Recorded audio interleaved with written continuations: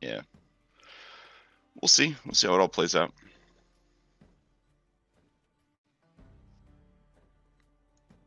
I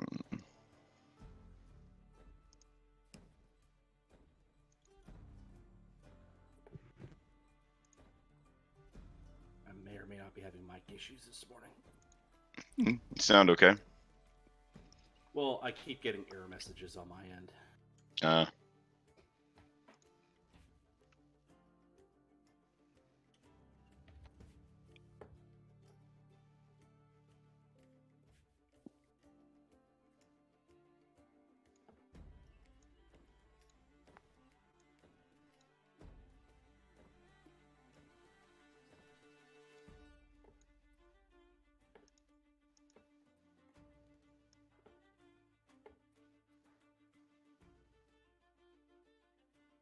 Did Davian say he was running late, or?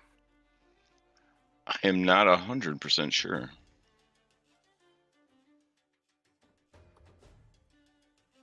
He's finally succumbed to quarantine time, which timing-wise seems kind of bad since it's starting to wind down.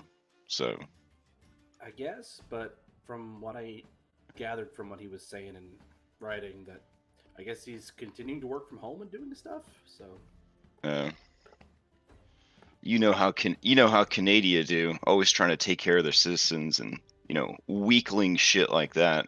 So, thank God we don't worry about that kind of shit here, man.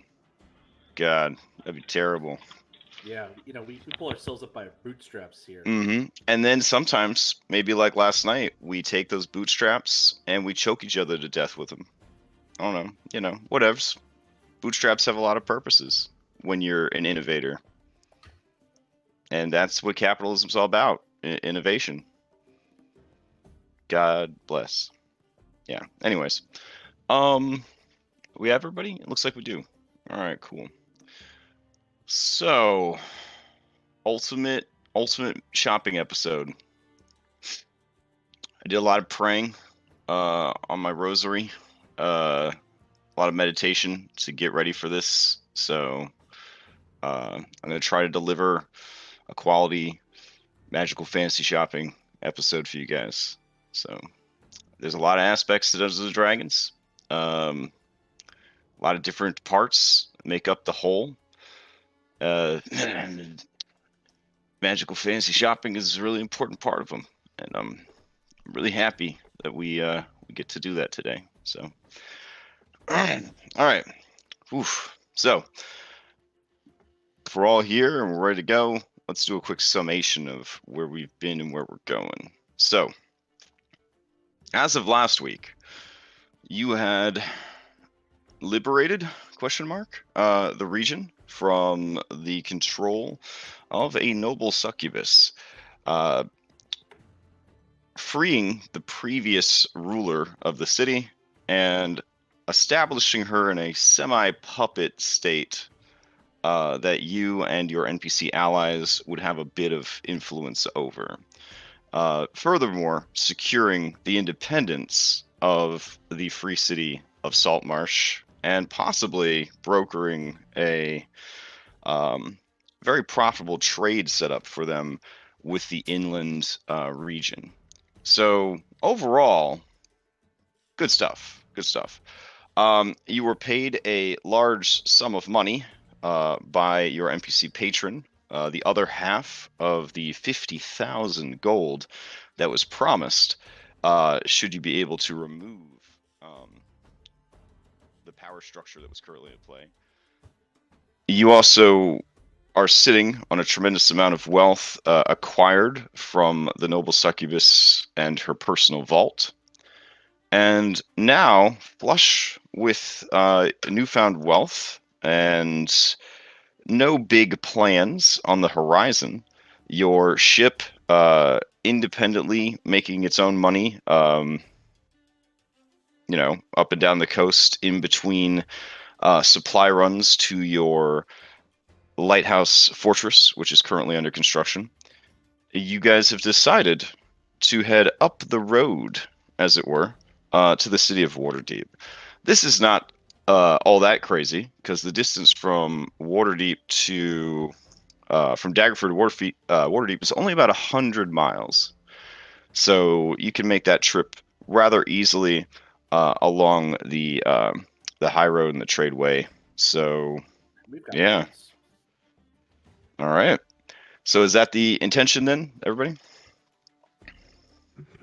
Yep. Anything before you leave the city of Daggerford? No? Okay. Let's see. Crash, real quick. Sure.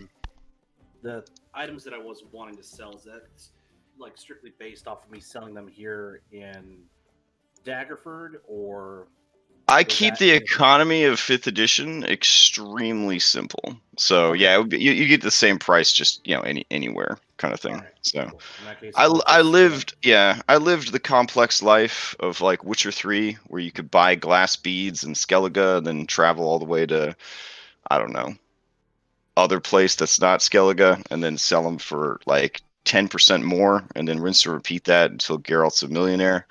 I've played that game. I don't got time for that. So yeah, Okay. pretty much yeah. Now certain items, there might be a regional benefit, but the ones that you listed, that would be the standard price. Okay. Well, in that Okay. case, I'll unload the scimitar, +1 scimitar, the living gloves, and periaptic enclosure, and then we'll move on to Waterdeep. Alrighty. So, we need some travel music. Mm. All right. So, you guys are riding on standard riding horses that you picked up in Yeah, town? Oh, okay. we got him back for our ride when we rode from Saltmarsh to Daggerford. Correct. Okay. All right. So, 100 miles, and you're traveling not via elephant, silly calculator. Riding horse. There we That go. would be kind of cool, though. Not gonna Elephant. You pick one up in Waterdeep. 500 gold. 500 gold. They got elephants aplenty. There's a whole dealership. So, dealer walks up, slaps the elephant on the nose, and is like, "You could fit so much trunk in this baby." Yeah. Anyways. Um. All right. was previously owned by a little old lady that only, If you did guys whatever the sun made her push, if you guys push super hard, super duper hard, um, you can make it there in 17 hours, or you could just do 2 days of travel. The road is like frequently traveled. Oh yeah, super frequently traveled. In fact, given the pacing of travel, more than likely there's a rando tavern on the side of the road you could stop at for the night, because that would be stupid if there wasn't a tavern exactly Yeah, one. Yeah, that's good real estate. right, exactly. Yeah. Okay, so let me grab that info real quick. While he's doing that, everyone added 5,000 to their character sheet, right? Yep. Yippers.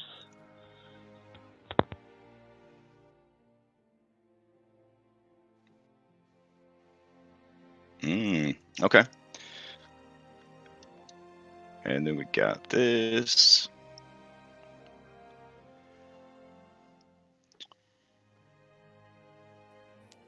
All right.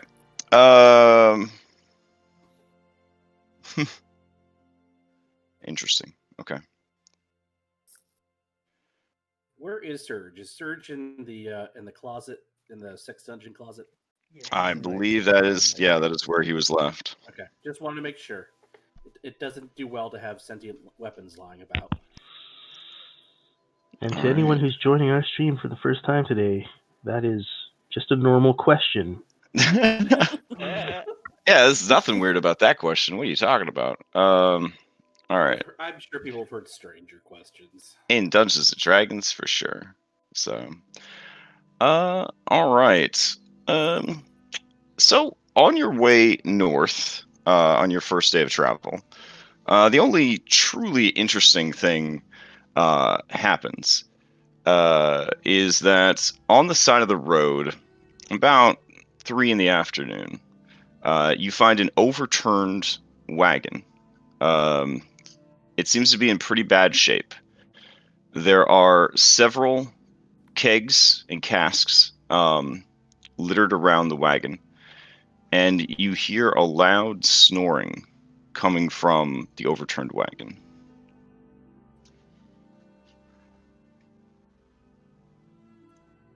We encounter this while we're traveling.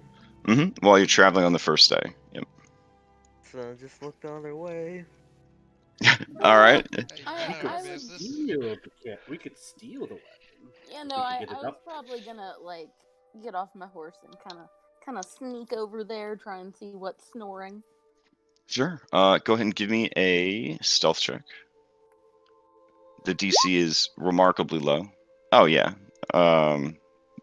As you approach, you see that sleeping amongst the broken debris is a heavily intoxicated and very, very passed out troll. Oh. There is no sign of any travelers. There's no sign of any other people. Just this overturned cart and a sleepy and, by the smell of it, heavily intoxicated troll. Is so what about the stuff? Is any of it intact and or look delicious and or valuable? Let's see.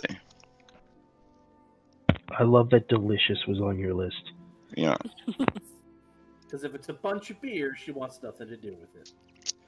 It seems that, by your best estimation, going off your passive investigation, that this was a beer cart.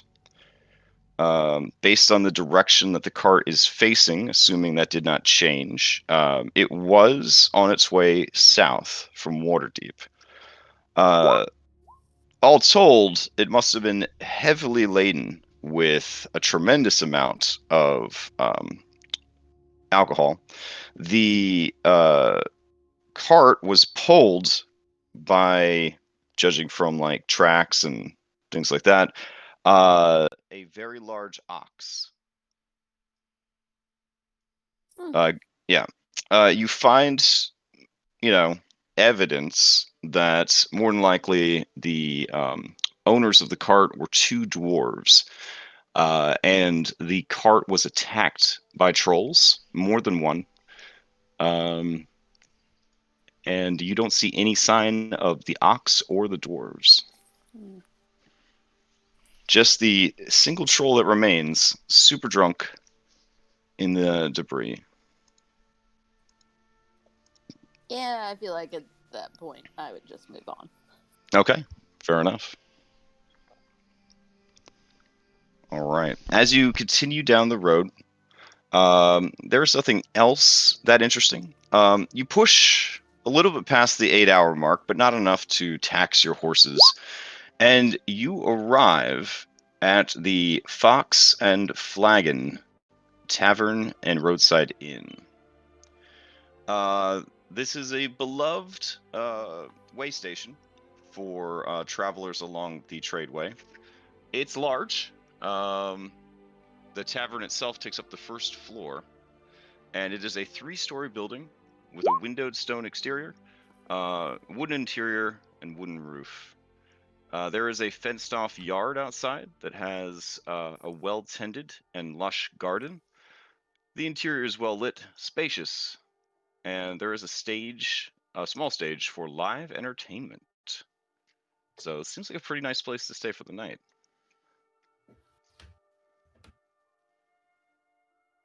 I mean, I'm assuming you do stay here, though, right? Yeah. Okay. Yeah. Yeah, fine beds with are me. nice. All right.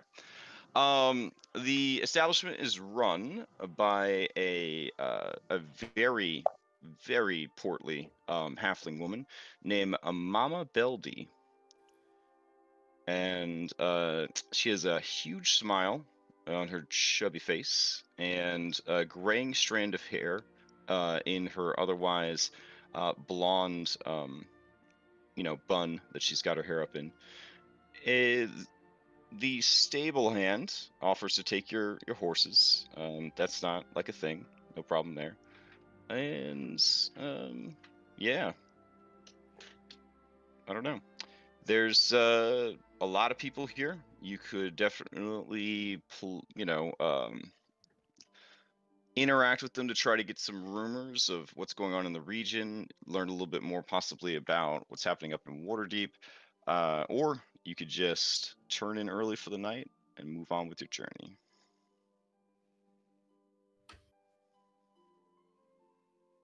I'd probably be tired and crash. Okay, fair enough.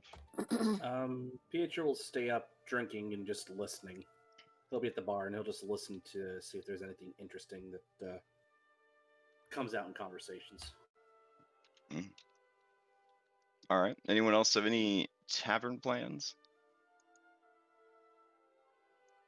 Nah, just spending the night, taking the rare opportunity to actually sleep in a place where it doesn't feel like there's any threats.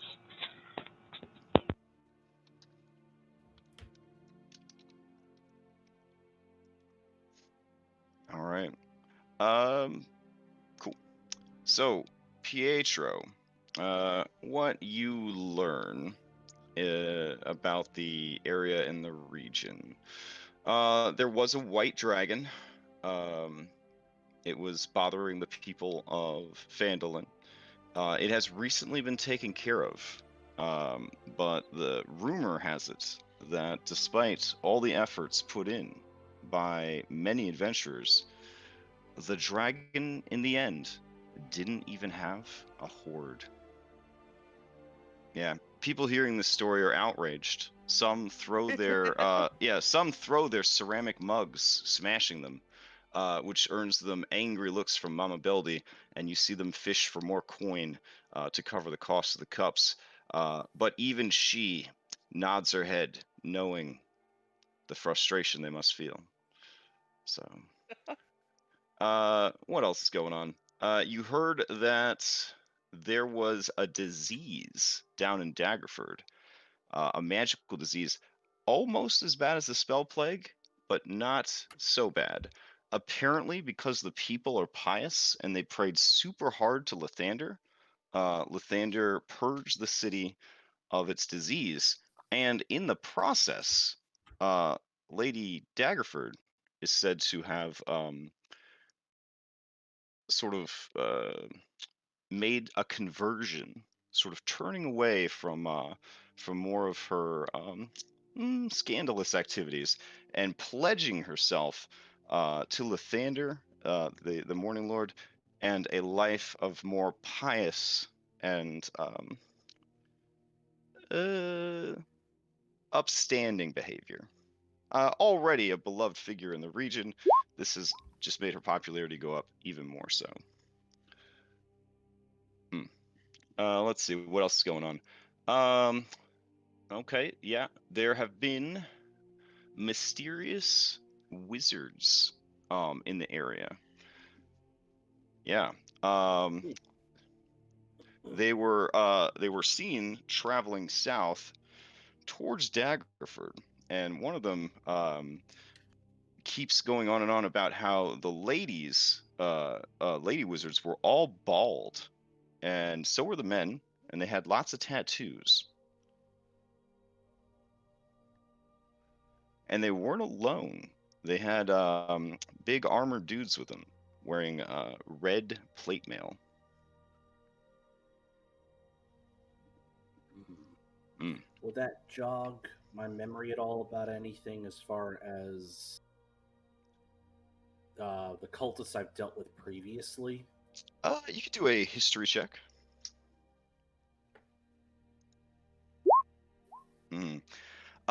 It doesn't really remind you of that. Like the cultists that you worked with, they did have sort of a red and black motif, but red and black is probably the two most popular colors for bad guys in the multiverse. So it doesn't really jog too many memories. Regionally, you're not from an area that would know more about these wizards innately. So you do kind of put that information away. Listening in a little bit more, it turns out that these individuals were seen a week ago, so 10 days. So it's been a while since they saw them, but apparently the individual who saw them, a Luskan human by the name of Finnig, it left an impression on him. Your understanding through listening is that Finnig is a permanent fixture here at the Fox and Flagon, and he may or may not have ties to the Zentarum. How drunk is Finnick when he's telling this story, though? Finnig is a consummate professional and always on the clock, as it were. He drinks, but doesn't ever seem to get too drunk.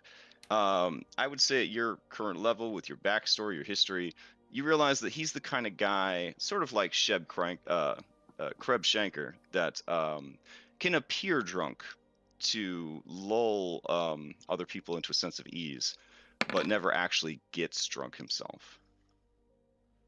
Got it. Yep.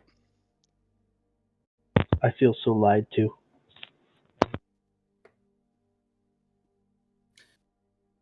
Okay. Well, if that's the only thing of interest that I hear, I'll go to bed. I'll lock the door. I'll keep a weapon on hand because even though Davian says he feels it's safe, I don't.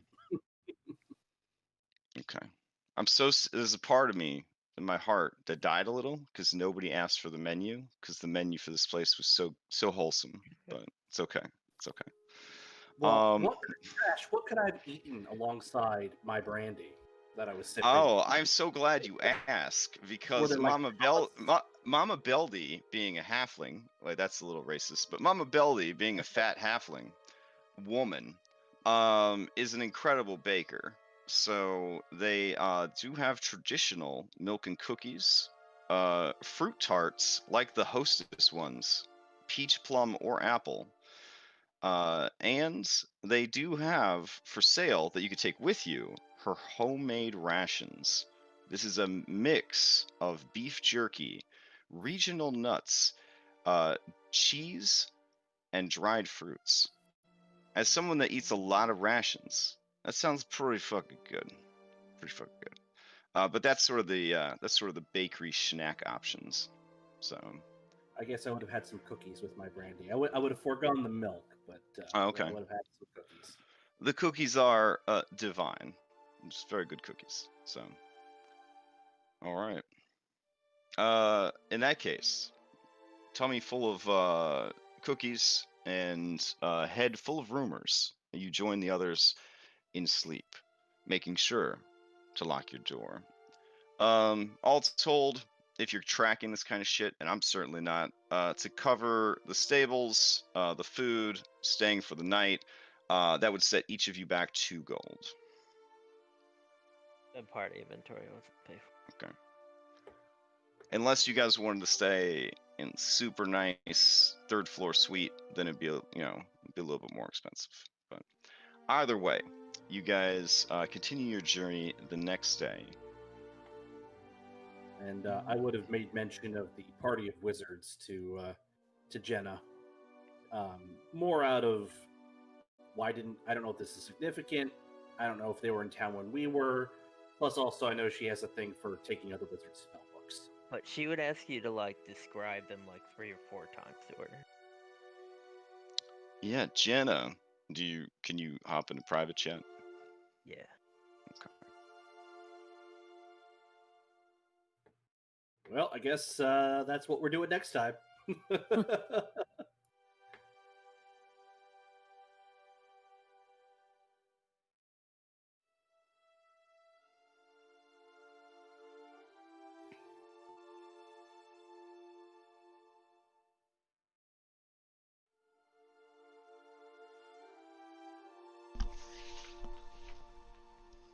How's everybody's Sunday going?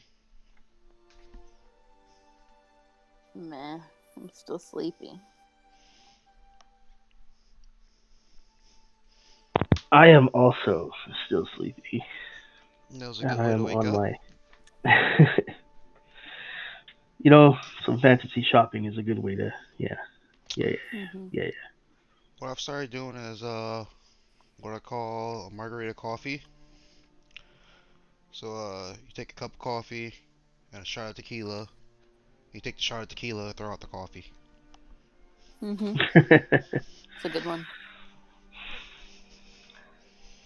Yeah, that's how I wake up during this quarantine. It's been pretty working for me pretty well. Gotta admit. I'm one of those. I had that experience with tequila that one time, and I have very rarely drank tequila ever since. I love I'll, tequila. It's my I'll favorite. drink sipping tequila, but that's about it. Who Okay. sips tequila? Afra, can you It hop in? exists. Can you hop in a secret meeting real quick? I can. Okay. It exists. Oh, oh, oh.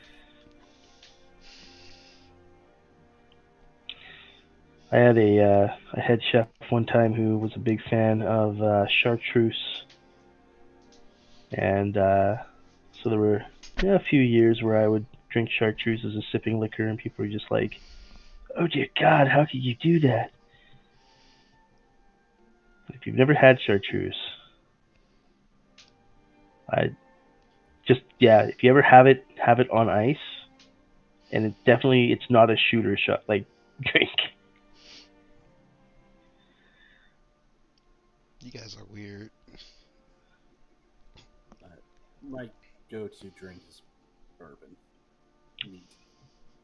Whiskey for me, but I can't have it anymore because it's not gluten free. I have it anyway. Davian, can you hop into secret chat real quick? Oh Oh God, what no! is going on? Wait, what's happening? Oh my God! Wait. Me and Pietro just sitting here as everyone's having a secret meeting and shit. I'm sorry. Don't you what did I worry, do? Garuda. Everyone's acting completely normally. Yeah, Pietro. So like Jenna would like ask you to describe him like 3 times, and then she would just completely drop it. And might have like walked up to you like, "You okay? You seem a little." Let's just Well, get to Waterdeep. yeah. Probably none of my business.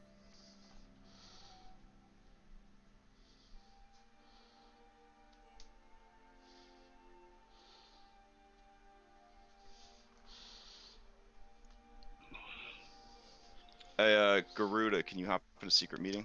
Oh yeah, I'm important too. Okay. Hi. Yeah, there's nothing special going on, but I just wanted to let you know that you were so adorable and unique that Mama Beldy approached you this morning before you left and insisted that you take with you one bag of her special rations. Oh, thanks, Crash. Thanks, Hmm. Mama Belly. Appreciate it. Yeah. Can you go ahead and give me a wisdom save just to freak everybody else out? Yep, can do. Okay, thanks. Uh,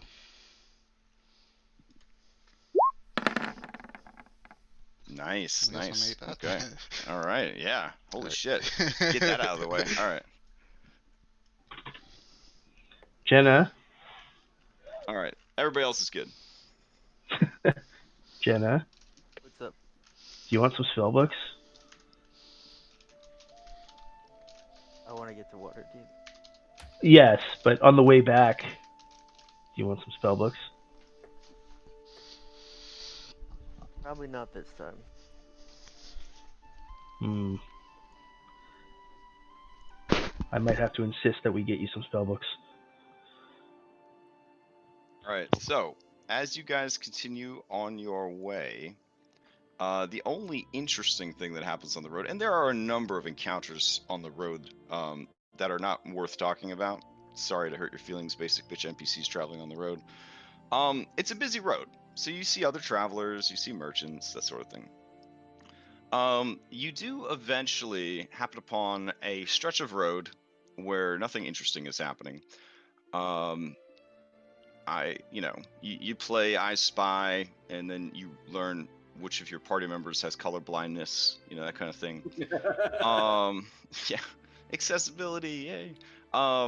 And up ahead, you hear a gibbering sound. Oh shit! This Is it does a this sound like a familiar gibbering gibbering sound? It's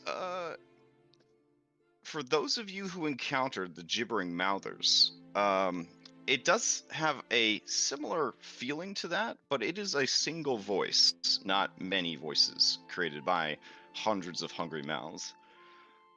Looking up ahead, you see, sitting on the side of the road, naked, except for a cooking pot that it is wearing as a helmet, is a very hairy, very dirty, and very crazy halfling. It is sitting on the side of the road, just sort of gibbering to itself, and occasionally punching itself in the helmeted head. Yeah, let's go around it. Yeah. wide berth. All right.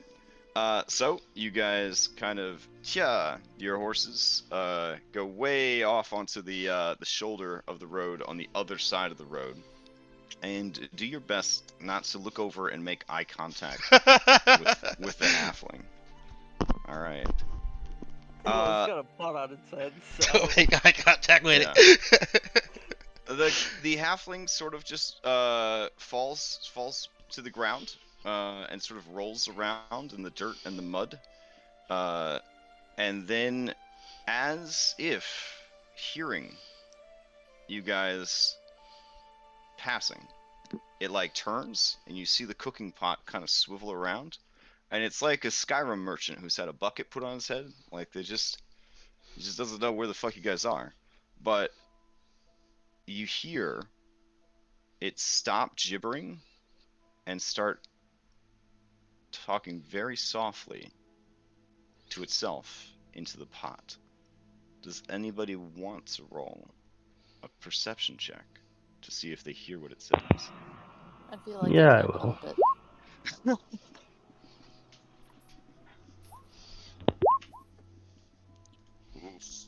All right. I take it if nobody else rolled, they did not want to know? Okay.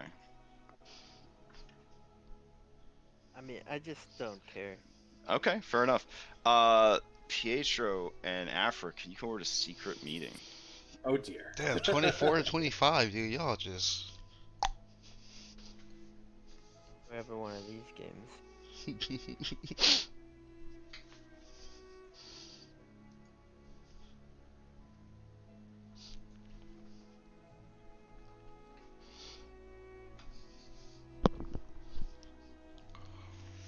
Hey, James, what did he tell you, man? Like, I'm just kidding. I'm not allowed to say. It was a secret meeting. Yeah, dude. I just, like, I understand me, Afra, and Damien, but I don't know how you have anything to do with it. That was probably his plan. He's probably like, "Hey James, how you doing? Let's just stay in here and pretend that there's something really super secret going on." Nah, Crashroom said a joke.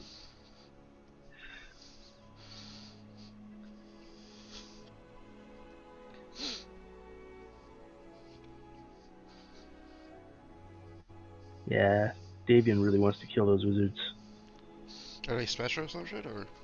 Jenna, He'd be completely open to everybody. So I'll tell Pietro and Afro when they get back that yeah, those are a group of wizards that were responsible for fucking him and Elvis up. Oh wait, really? Yeah. They fucked up Alvis? Yep. Oh, Elvis used to be a winged elf before they like totally messed up his body and like experimented on him and everything else. I'll be down to go fuck them up with you. Yeah.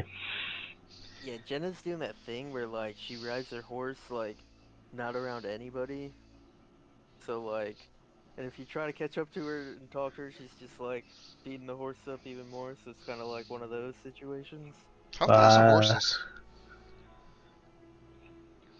I think they have a base speed of like 40 or 50, but then of course you double that when they. I think. D&D Beyond will tell me. Riding horse.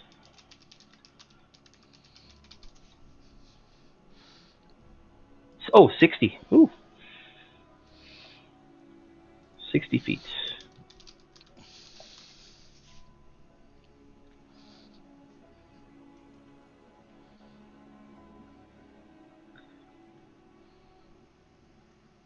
Wow, this is actually. Oh god, he had him roll saves. Yeah, I don't know what. Oh, because they heard what he was saying, so whatever he's saying. Maybe it spreads the madness if you hear it. We might have a gibbering Afro on our hands now.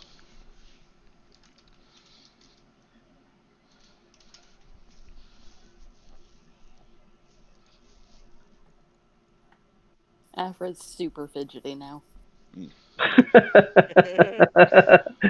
All right. Leaving the halfling behind, you guys head down the road, and you arrive well after sunset at the gates of Waterdeep. Let me bring you guys over to the Waterdeep page. You will need to drag a mini out, I believe. Maybe? I don't know. You might be able to see it without a mini, but you should drag a mini out anyways.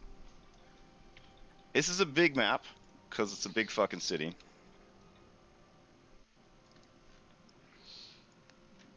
So it is.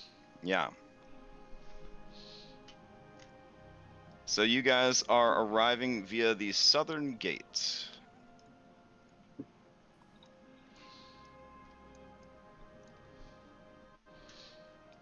Yeah. Home to, gosh, well over like 150,000 people.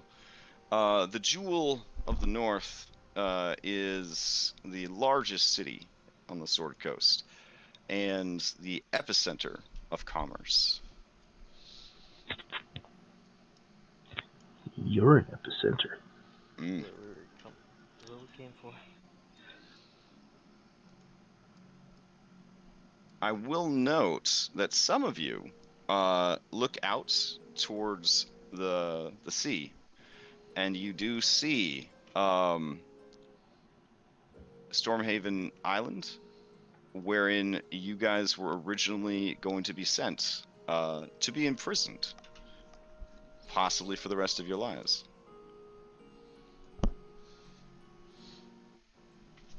Is the map like really low quality for anybody else or just me? It might take a while to loading. load. Yeah, it's like a 9 meg map or something, and that's after I shrank it down and optimized it. It's Okay. again, it's a big city. Yeah. Crash, do I know how long ago that was? You do, because I updated the calendar. So hold on a second. All right, this year campaign started on the, was it the 10th of chess? Yeah. Okay. Hold on a sec.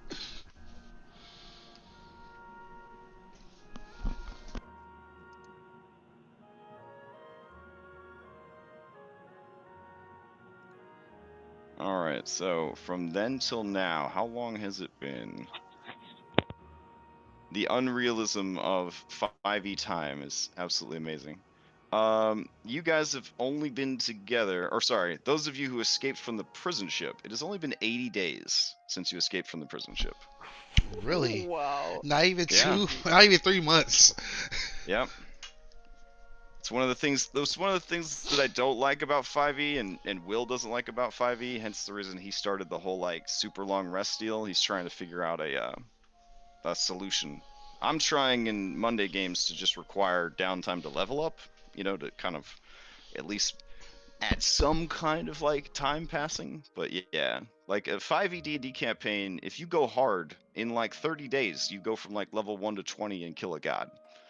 So yeah, doesn't make a lot of sense. All right. So I yeah, know only that, but you're going yeah. hard. I mean, yeah, I guess if you're going super hard, you could, kill a ghoul in a graveyard on day 1 and then kill Tiamat on day 30. I mean, I guess that makes sense. So, no, no. Even Luffy had to No, take a 2-year break to get stronger. yeah. You guys do know that there is a holiday coming up in Waterdeep on the 1st of Kythorn, which is tomorrow, actually. It's basically Forgotten Realms Halloween.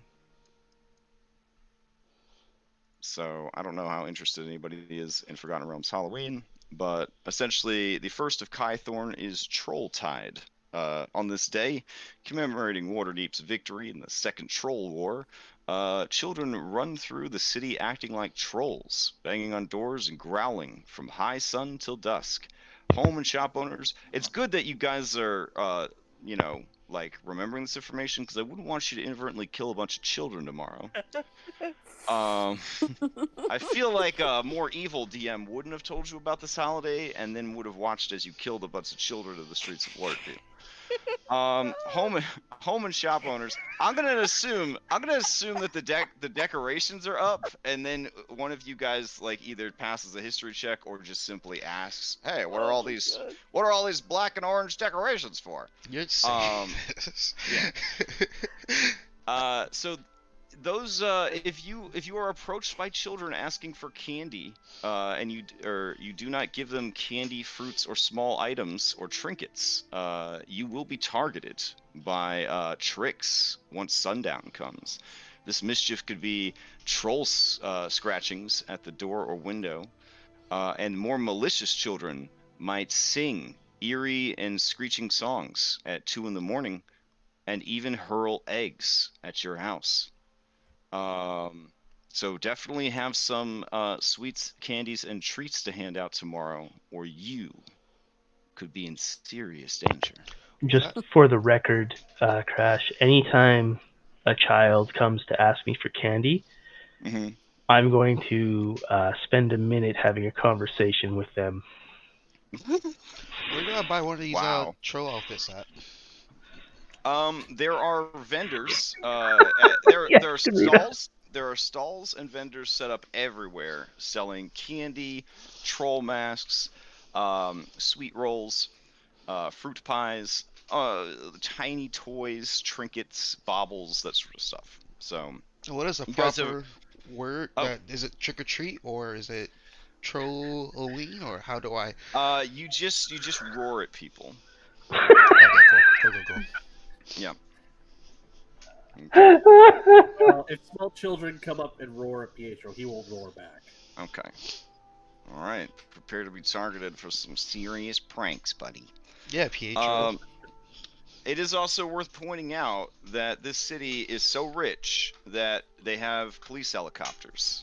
Um, yeah, they have Griffin Knights. Griffin Knights patrol the city skies at all hours.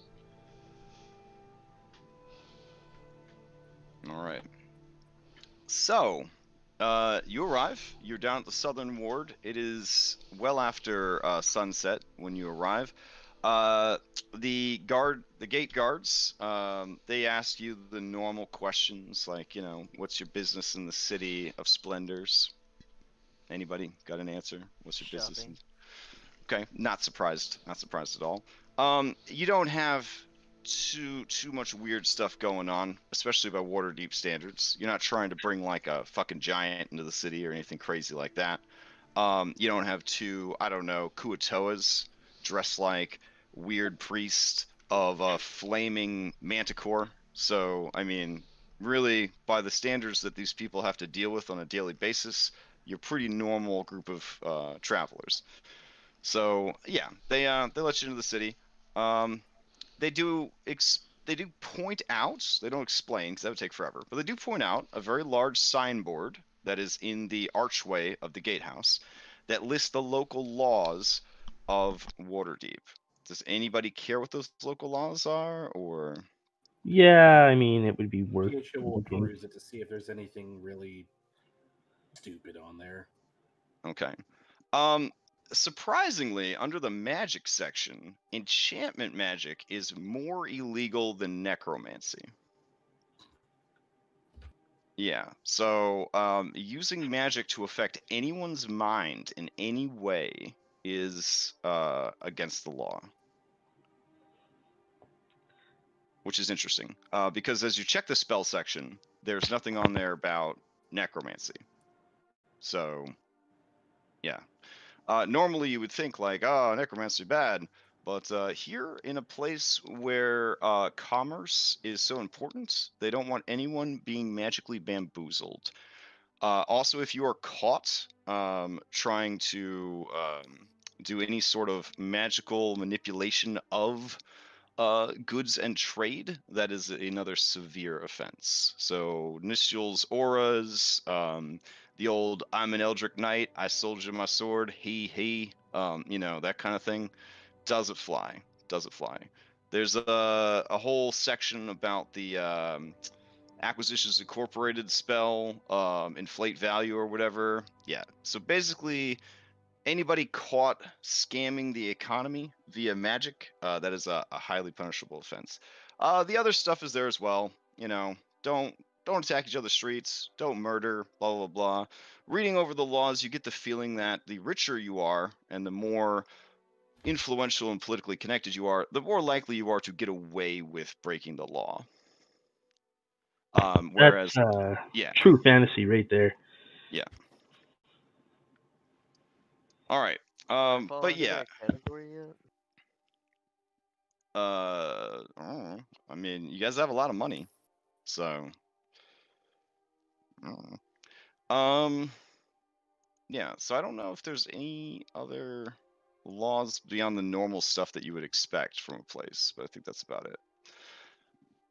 Yeah. So here in the Southern District, do you just want to find a place to stay here for the night, and then to go shopping in the morning? Do you want to try to do some night shopping? Like, what are you trying to get up to here in the largest city on the Sword Coast? Find a good tavern. We don't have to worry about anyone trying to rob us in. Yeah. Okay. Let me go to the This southern. is kind of like our vacation post mission, so like we're splurging a little. Okay. Let's see.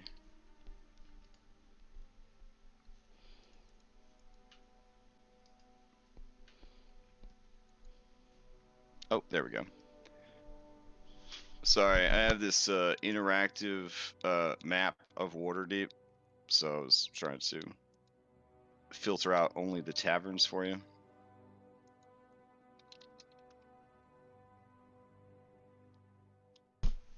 I would like to buy a troll costume. Oh yeah, for sure. How authentic do you want this troll costume to be? It ranges from like 5 silver all the way up to like hundreds of gold. like a 2 gold troll costume. I want to be a little bit authentic, but Okay. not try hard. Sure. Alright, who we got here? I mean, Garuda, is it? I don't even know if this is possible, but maybe Jenna can polymorph you into a troll. I feel like For Garuda that is smart real enough. authentic. No, Garuda doesn't want to get not. shot. He's not gonna do that. Yeah, this is a great time for trolls to sneak into the city. So, all right, let's see. The closest taverns to the entrance is the Copper Cup Fest Hall, which is right outside the southern gate. Heading a little bit further in, you could go to the Red Gauntlet Tavern. You could go to the Shipmaster's Hall Inn. There's the Spouting Fish. If you want to head down to the docks a little bit, there's the Sleeping Snake. That sounds like a quality establishment. If you want to get a little spicy, a few blocks over from that is the Blushing Mermaid. It's labeled Fest Hall. So, let's see. If you also want to be spicy and have a place to sleep and have a place to dance and watch dancers and have a place to eat, you could go to the Jade Dancer. that's located in the heart of the southern ward. That sounds pretty promising. Okay, Jade Dancer. So is that what you want? All right. I Alright, just we said can it go. sounded promising. I mean, I'm not the one I with the mean, first. if you want to have I've got that kind money. of if you want to have that kind of vacation, I mean, I guess we're sleazy criminals. It's fine. All right. I mean, we don't have to go there. I think we Is should there stick a is there a saying CL that for sounds Jenna promising. there? I'm right there with you, Pietro. I'd want to go. No. I'm saying we can go. Like, I was thinking high class, but we can go, traditional in our roots. All right. Why is it called the Jade Dancer? Great question. At the center of the naked person dancing stage is an 8-foot tall jade golem that erotically dances, and then the dancers dance around it. Now, the Jade Golem serves two purposes, because she will also kick the shit out of anybody if she needs to. So she is a bouncer and a dancer. She work hard for her money. All right. Yeah. Oh wow. This place is super messed up. Okay. The owner of this establishment is also the keeper of the moon sphere. This is a magical artifact that during the full moon will reduce the gravity around it so that everything becomes zero gravity. Let me check the calendar. Yes. Unfortunately, you are way out from a full moon. It is a new moon. It is a new moon tonight. But yeah, that's interesting. Okay, cool. Yeah, so apparently they have zero gravity nights, 3 nights a month, and that's when it gets super spicy. That's when it gets super spicy. So the door price is upcharged. All right, cool. Let me see if I can get you a little bit more information about it. All right, yeah, you guys do get the feeling this is a pricey place to stay. This is definitely an upscale establishment. So, the owner is Silri Amandiel, and she is in Eladrin. Oh my. Tonight, she has alabaster skin with silvery white hair. She looks like a woman who died in the cold, but in death became more beautiful than any woman you've ever seen. She has a graceful step, and her tongue is not literally silver, but her silvered tongue has all the words she speaks, making anyone she speaks with feel like the most important person in the room. Everything about the interior definitely has a Feywild sort of feel to it. Natural plants, flowers, whatnot used to decorate the interior. It feels like you are in some sort of like palace garden and less like the interior of a Sword Coast tavern. The dancers of all genders and species are beautiful representations of their particular demographic. And overall, there's just this heady sort of sense of fun and freedom and safety that sort of just permeates the whole establishment. So yeah, not bad at all. Does anybody go in for anything, or is this just we're here for the night and that's it? I mean, party in 'Cause the they high do have price. a pretty fancy menu. I'm just saying, the cheapest thing on this menu costs like 4 gold. So this is how expensive this place is. This place is gonna set you guys back like a lot of money. Are you sure you want to stay here? Um, hmm. How much I mean, is a lot of money? Because a lot of money could be a lot, or yeah. like. Well, a room here, which does include a free breakfast and bed, and access to the bathhouse, is 10 gold. Oh, that's not that bad. Yeah. Yeah, I mean, Okay. You can stay here. All right. I would Uh, definitely take advantage of the bathhouse. oh, for sure. Yeah, you've been on the road for a while. Yes. Yeah. Yeah, And me it too. feels so weird. I need to Mm. I'm moisturize gonna try and my wash it my off. carapace. Pietro would like to get a massage from a large woman that can throw him about a little bit. Oh yeah. Oh yeah. So, let's see. Davian will attempt to probably fail, but he's going to attempt to woo the proprietress. Oh wow. Go for it. Wow. Okay. Okay. Yeesh. You could I certainly will try. Yeah, you could play certainly her try. love songs on my lyre and like Oh, the Wow. one that you're not proficient with. Hey, it's a string instrument. Yeah, it mhm. carries over, It is. sure. I'm just Okay, saying. okay. Assuming you're not using any magic, I guess try a persuasion check. Um, wow, Oh, wow. Okay, that's pretty fucking good. Um, yeah, I mean, you know how Ladrin do. It's about free love. So yeah, if that is the effort you put in for the whole evening, I would say that yeah, you are taken to her private suites, and have a very enjoyable evening.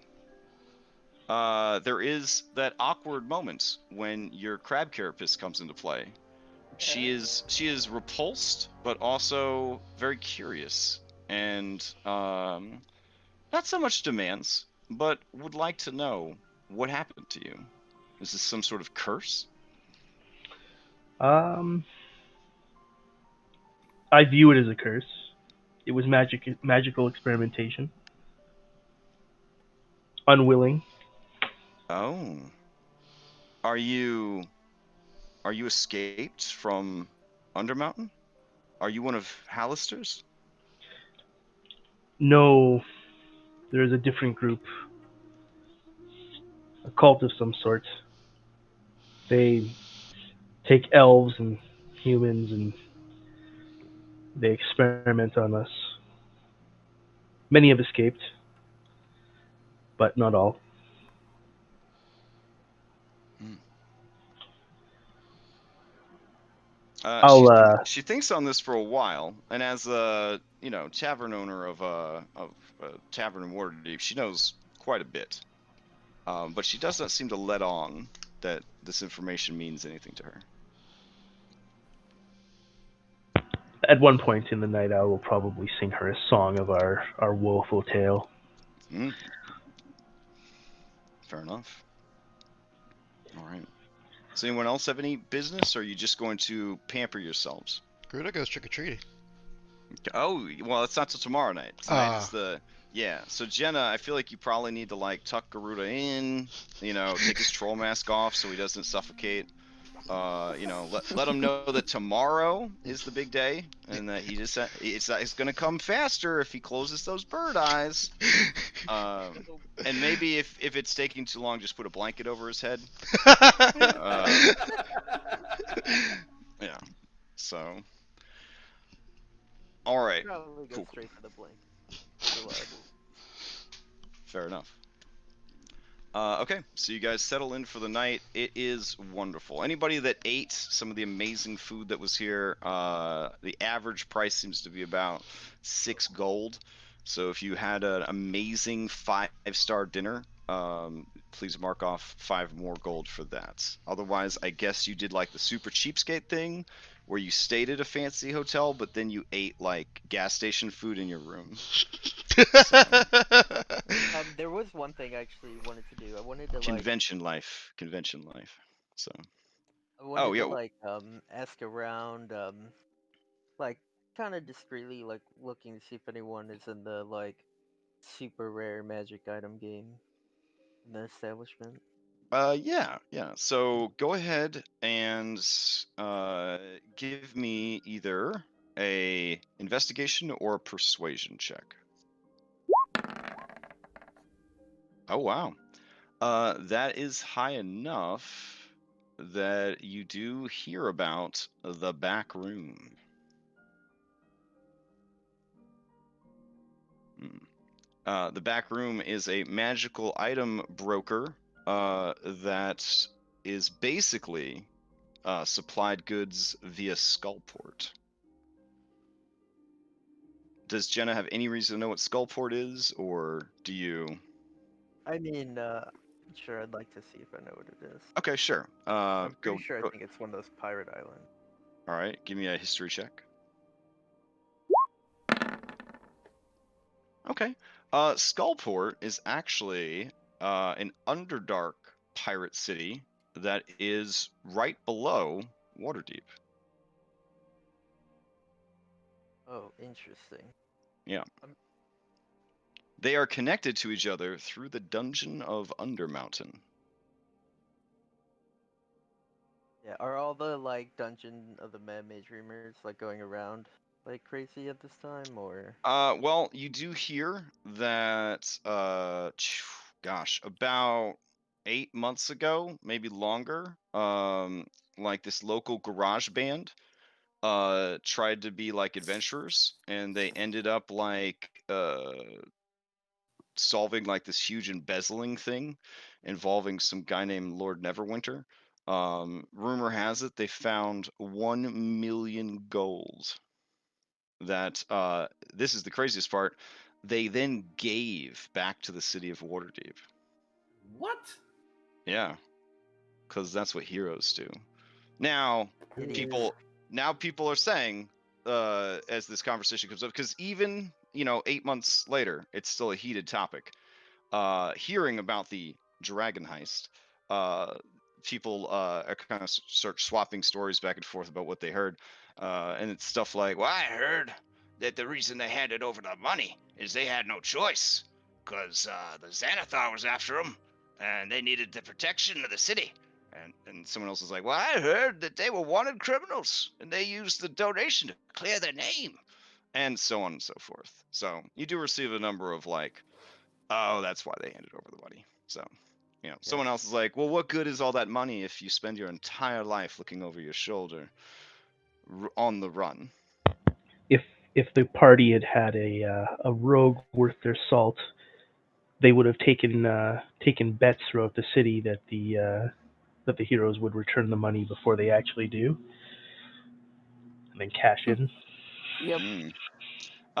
In the end, you kind of get the story that they were rewarded very much by the leaders of the city, the masked lords of Waterdeep, for essentially stabilizing like the local economy by returning this million gold that was embezzled.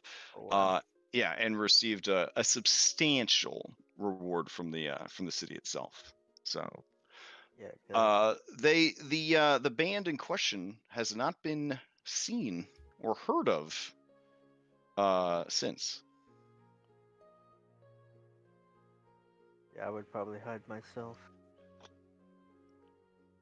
Alright, yes, This I'd, also means that the treasure is up for robbing. Just putting that out there. Eh, mm, mm, Yeah, it's 1 million gold. If we could get a lead on that, that would be awesome. Well, the band in question didn't receive 1 million gold. They just received a substantial reward. The city itself has the money, so No, that's what I'm saying. That means that the city is now ripe for robbing. the city of mm. let me understand the words that are coming out of your mouth. The city of Waterdeep, who has police helicopters constantly patrolling the well-gridded and organized streets, is ripe for robbing. Is it the words that you're saying? Am I hearing them correctly? Okay, cool. Okay. I mean, this is the score that could get us all into retirement, guys. I mean, ending the campaign with a 5-star GTA shootout with the cops is definitely a baller way to end a campaign. So, give me a couple minutes to grab my city maps, and we'll see how this goes. Let's go shopping. Tried Let's go shopping first. Jenna, as a wizard, Someone stole it once. you know that there are a lot of very high-level people that live in Waterdeep, and those high-level people, on occasion, have stepped up to be like, "Don't fuck up my town." So there's a reason Waterdeep prospers, and like even during the time of like giants when they were running around wrecking everything, none of the giants even thought about going near Waterdeep. And those are giants who not all of them are very bright, and they were like, I ain't fucking with that town. So No guts, no glory. because as you know, Waterdeep is not just Waterdeep. Waterdeep is also Skullport. Waterdeep is also Undermountain. So it's like 3 very powerful places all stacked together. Yeah. Yeah. Can we We're just, trying to keep our heads low here. can we That just- being said, if you get a chance to play Dragon Heist and you have a good DM for it, it's a very cool adventure. I say that you need a good DM because it's not a very well organized or written adventure, like all published shit. But it's still there's a lot of potential there. So, and there's even a Skullport variant where you play as bad guys out of Skullport who do the Dragon Heist, which is even cooler. So, Yeah, that does sound cooler. I just yeah. want to point out that this motherfucker said in the campaign, not roll new characters, but in the whole goddamn campaign. Like everyone else just- missed that. Just I mean, you don't. Yeah, Waterdeep is a big enough town that like you could probably murder hobo a small town or village, and like everyone would be like, "What do we do?" Wah! But like Waterdeep don't play. Like they'll just be like, oh, "Okay, I guess we got to do this." There are a great number of individuals who populate the Waterdeep prison that were just low-level adventurers who, or any adventurers really, who got out of line in town. So this is definitely a place where they maintain order. So, all right. Anything else in the evening hours? Oh yeah. Well, yeah. I wanted to talk to the magic broker, Okay. the magic item broker. You're gonna go in the middle of the night to find this this Oh, broker? I thought it was in the back room. No, their establishment is called the Back Room. Oh. Oh. Yeah. Okay, you see where I got. Okay. Yeah, and it's always in a different location. Yeah. But well, you I'm did find out about them and where their current location is. Yeah. I just plan on going there tomorrow. Okay. All right. Yeah, I was like, it's a big city to go out on your own, but I respect your You just had this autonomy. whole like spiel about how safe it is. Yeah. Relatively. Yeah, there's no Say- street crime or anything. Well, I mean, all right. So, morning comes, and you guys head out onto your fantasy shopping adventure. Good God, there's a lot going on. All right. So I'll just give you the list. You tell me where you want to go first. These are the brokers. Now, there's literally a store for just about everything here, non-magical. But these are the magical item brokers that are in town. The Halls of Hilmer. The work of Master Hilmer was, in his day, unmatched. Today, the craft descendants, that is to say, those who apprenticed to him and his craft rather than blood relations, continue to run his shop, notable for its front of polished plate armor. They also specialize in working with mithril. There is Serenda's Triumphant Arms, a shop located near the Field of Triumph that caters to fighters and athletes who compete in the field, which is a big like arena type situation. Run by the craftswoman Serenda. Then there is Cern's Fine Swords, a miniature castle and an expensive place to shop for a sword, but the Tetherian craftsmanship in all the swords is beyond compare. The shop's fortifications have made it an acceptable emergency guard post for the Watch in the past, such that when its owner, Cern, sought to sell it, a group of smiths for the Watch pooled their coin to buy it for themselves, splitting the profit among them. It is still owned by their families to this day, although they all keep the old owner's name to commemorate them. They literally only like to sell swords and daggers. But they have a lot of magical swords and daggers.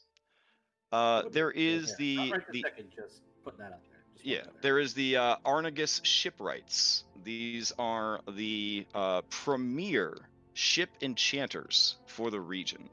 They are the only people on the Sword Coast that can get you access to the Ghost of Saltmarsh ship enchantments that are available. So if you wanted to pimp your ship, you would go to Arnagus Shipwrights. There is the Mage Hall. The Mage Hall is actually the brokerage that works out of the Waterdeep Mage College. Custom spell scrolls are available, and then they also have a great number of scrolls and a few magical items on hand, as well as scrying devices. There is Halimbar's Lute and Harps. This is the premier place to find any magical musical instruments. They specialize in magical musical instruments because that's how big the city is. Um, there is Adventurers Welcome special deal, big purchase, potions, potions, potions. It definitely has the feel of one of those going out of business electronics shops that you see. They only use caps lock for all their signs. It is a potion emporium, and they sort of have the gimmick that their potions are the cheapest, but also the best, highest quality, never cut corners. Come on down to Adventurers Welcome, special deal, big purchases, potions, potions, potions. And they kind of go through the motions of saying the full name of the establishment all the time. There is the tirelessly turning wheel. It is a vast and wonderful curio shop with oddities and interesting gewgaws from around most of the known world and a few other places besides. It is run by a motherfucking genie. And then there is the back room that Jenna found out about. There's no additional information to share with you. And then there is, let's see, the Old Monster Shop. This is a scale merchant, a place where monsters of all shapes, sizes, and most states of being, but no undead, can be procured. So those are the noteworthy shops. Yep. How much would a bag of candy cost if I don't want to get egged? Oh, like pennies. Pennies. Okay. Yeah. Like I will have a bag of yeah. candy on hand. That's for a the good merchants. idea. I will also buy a bag of candy. Okay. Because I feel like a half orc. Well, I'm sure Waterdeep has a varied culture. A half orc probably stands out a bit. Yeah, you guys are scary enough that even troll disguised children, only the bravest and stupidest among them run up and That's try what I'm to. worried about. The dumb Yeah. ones. Yeah. Gorilla, The speaking brave of, ones get candy. The stupid ones get the words of terror. Yeah. as soon as Gorilla sees they brought It's hard to candy, tell the difference between brave and stupid, especially in children. But Afra's there, so she could probably tell you. Afra, Well, give me knowing a Afra, she'd be like, they're all stupid. give me a new wisdom saving throw after your very uncomfortable night's sleep. Okay, you wake feeling dry, in a good way. Oh, thank What? God. Yeah. Okay. Okay. Yeah, what? Your dreams, however, Phrasing? are terribly haunted. So why don't you hop into secret meeting real quick? Okay.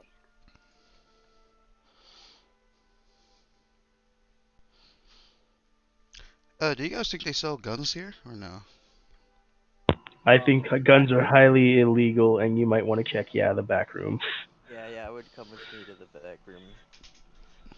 I'm thinking like, Are we all going to the back room at some point, or is that more of a small group thing? we could all come. I would want to bring Afra because Negotiations. Inquisitive rogue. Trident require or Davian because the Trident requires the second we open up the portal, it's gonna try and I will kill you all. dominate you.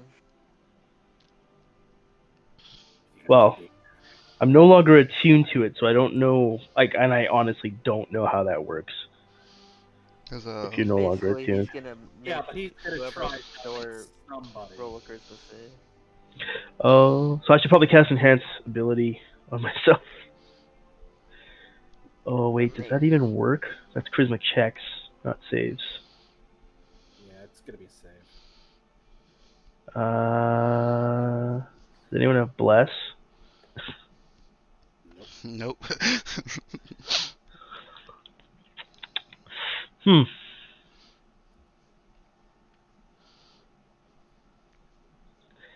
Maybe he's like a bird. What if we throw a blanket over him? Take offense to that. I don't know if that's gonna.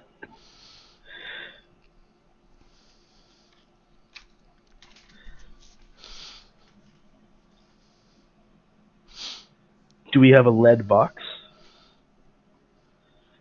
We can probably get a lead We box. could get a lead box in Waterdeep.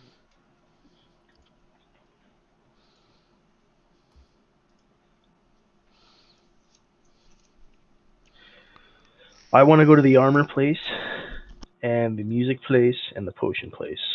Yeah, I want to go to all the places. Okay. Good All old right. Hi, trick or treat Afra. today. Welcome Hang with back. you guys. What? You I didn't go feeling- anywhere. You feel it dry, but in a good way. All I'm right. just So less fidgety. which shops am I linking here? I think we can go to all of them. All of them. Oh my gosh. I was tempted to make you guys like a new Google site that just had all the links on it, but I did not have enough time. So I will start pasting them up in Roll20 chat. And I'm gonna take Garuda and Afro with me to the back room. Try and sell Surge. Some other things we have. Gorilla's wearing his troll mask. Well, in that case, if you guys are gonna go to the back room, I don't know if Davey wants to go, but I feel like Davey and Pietro should go to the sword sellers. I'll go, but I want to go to the armor place. We could all I'm- go together. I mean, you guys could just like stay in Waterdeep for like 3 days, 3 or 4 days, and just we say all that go you to hit every all. shop? Yeah, you hit all. Yeah, you guys all traveled together to all the shops. I mean, again, Yeah. there's no rush. It's not like a great eldritch evil is like about to wake up in the ocean to destroy everything. It's fine. So. I've seen no evidence of that. Exactly. All right. Let's see.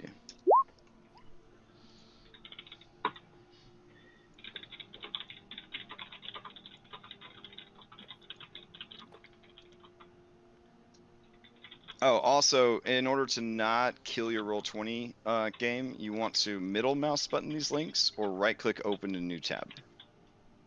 Because for some reason, their default way of providing links is to open in the same window. Oh Because, God, that's not good. yeah. Oh, mine 'cause- mine opens in a new tab. oh, does it? Okay. Yeah. All right, good.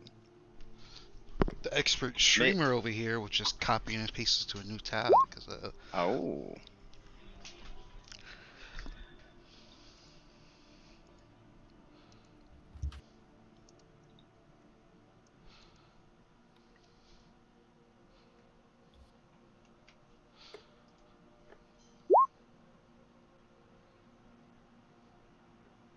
So many scrolls. Ooh, Wand of the War Mage, Jenna. One of the what? That's good. Wand of the War Mage +2, no less. Oh, War Mage. I thought you said Worm Age. It was like you're summoning worms with that. I mean, If it's WYRM or URM, that would be hella good. Both of those are quite powerful. And also, if it's purple. Oh God. Yeah. So.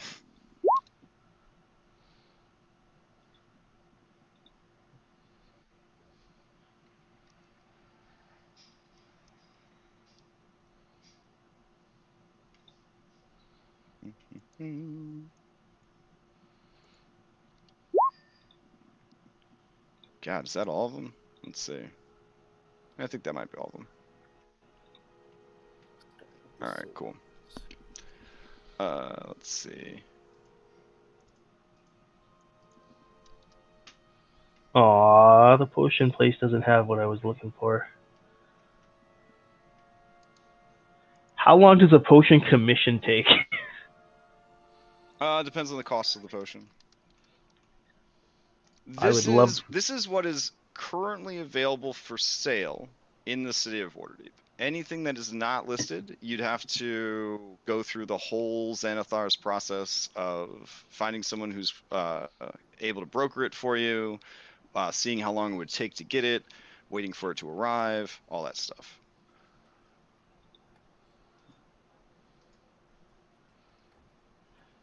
Wow, the instruments of the bard are very, very valuable. Oh, they're very valuable. Yep.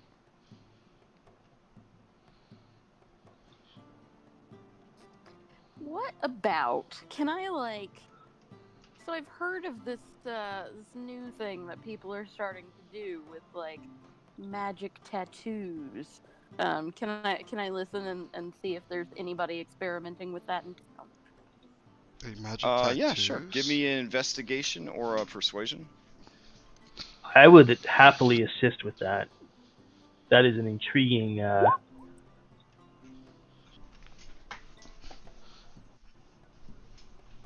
Nobody get that luck stone. They're cursed. Let's see. There are rumors that there is somebody out of Karatur, or Karatur, excuse me, that has set up a shop down in the docks, the dock ward, that could do magical tattoos. There are a lot of rumors, possibly just spread by superstitious people or people who don't like this new competition, that there are deadly or debilitating side effects to getting these tattoos. I'll definitely make sure to incite the guy doing them. All right.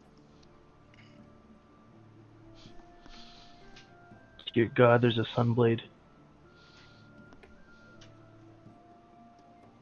What's a sunblade do? I should click on it. It's basically a finesse longsword that does radiant damage to undead.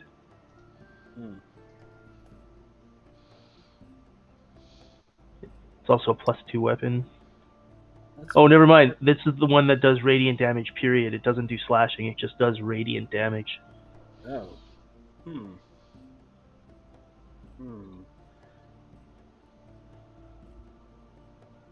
It's also a Frostbrand longsword. Dear God. I want all of the weapons. If you guys Not are much picking in the up way of armor here, is there? If you guys are picking up new weapons, Grudo will happily take your +1 summon or rapier if you don't want it anymore. He would give you half the price for it if you plan on getting rid of it, just so. No one's got a +1 rapier. Oh, we had Silvered. Oh. Which I asked off of Davian. But I mean, you're absolutely fine to have any hand-me-downs for sure.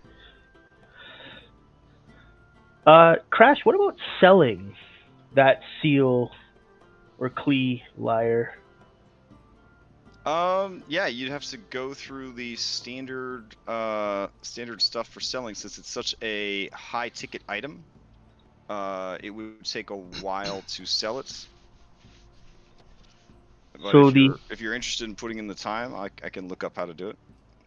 I mean, yeah, because the Hallambar Lute and Harps shop, they have one of the instruments of the bards. They have a better one than mine, so it's obviously worth a lot more. But if I can they actually have two of them. They have a weaker one than mine, and the weaker one is 27,000. So I'd definitely be interested in selling the Klee Lyre. It will take 1 week and 25 golds, essentially, to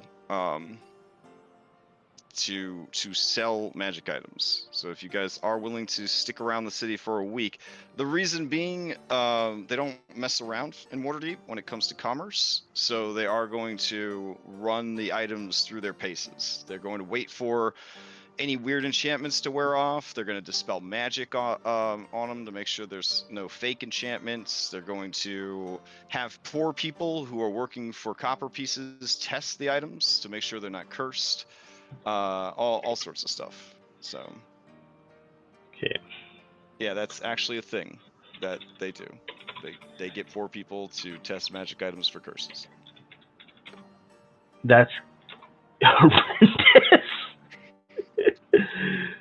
Easy money. What are you talking about? Easy money.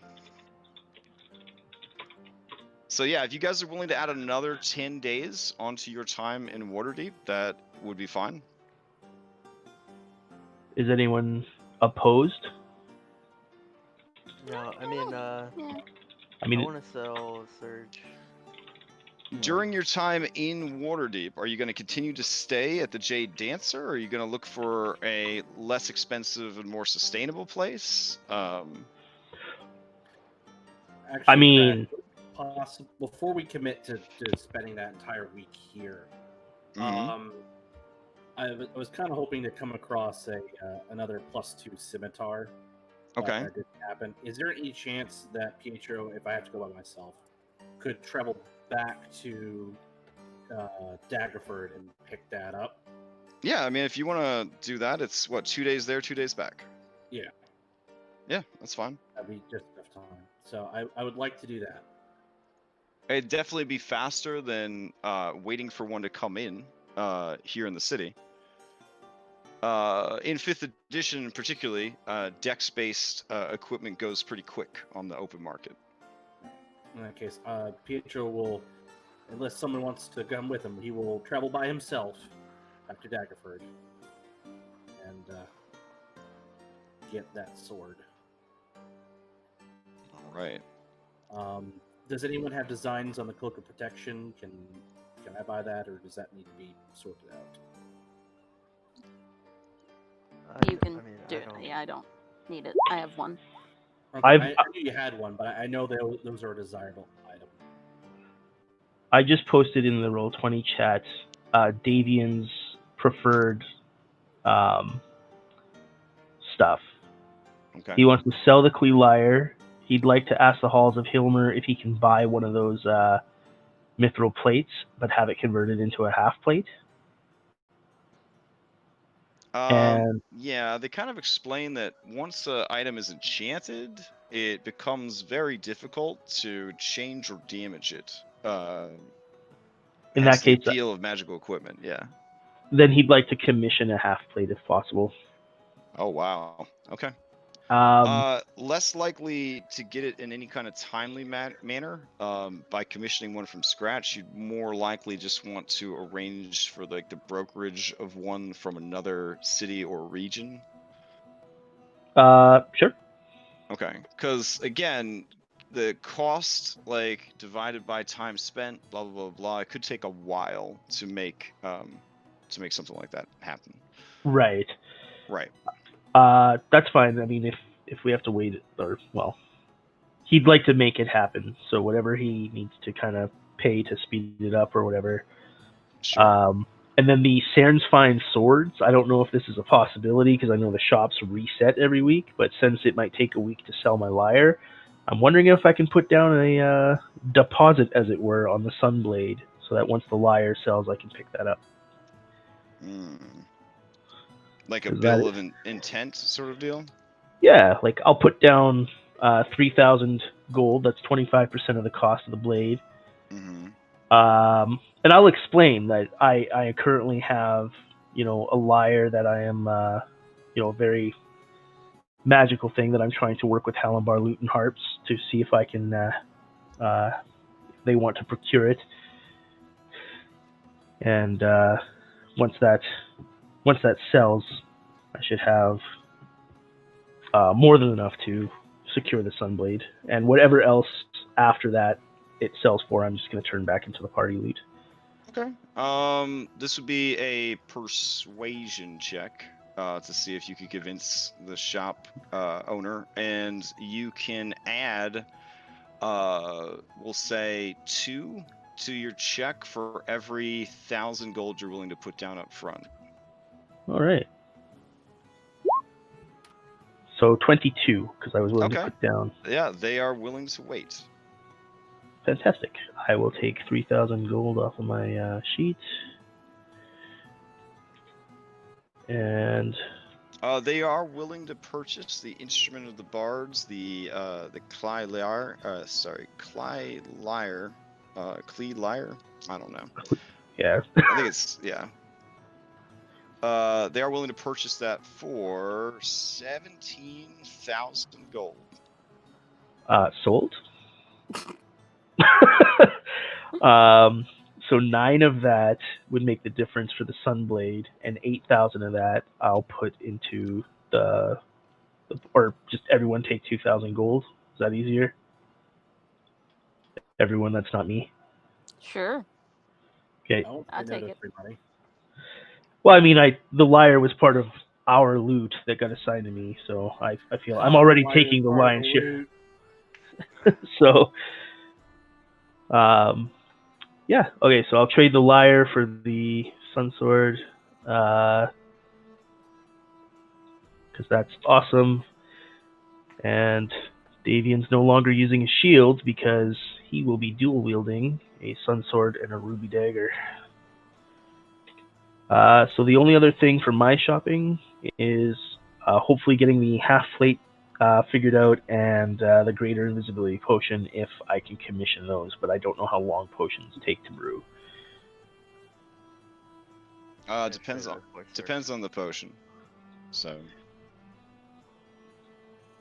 So Jenna wants to take Afra with her to the back room, and she wants to try to find someone that could buy Surge. Yeah. And she's gonna be like, I think we should be upfront about it. Like, Yeah. Gerda's going to. You're like protection. I was gonna ask for magic ammo, but yeah, protection.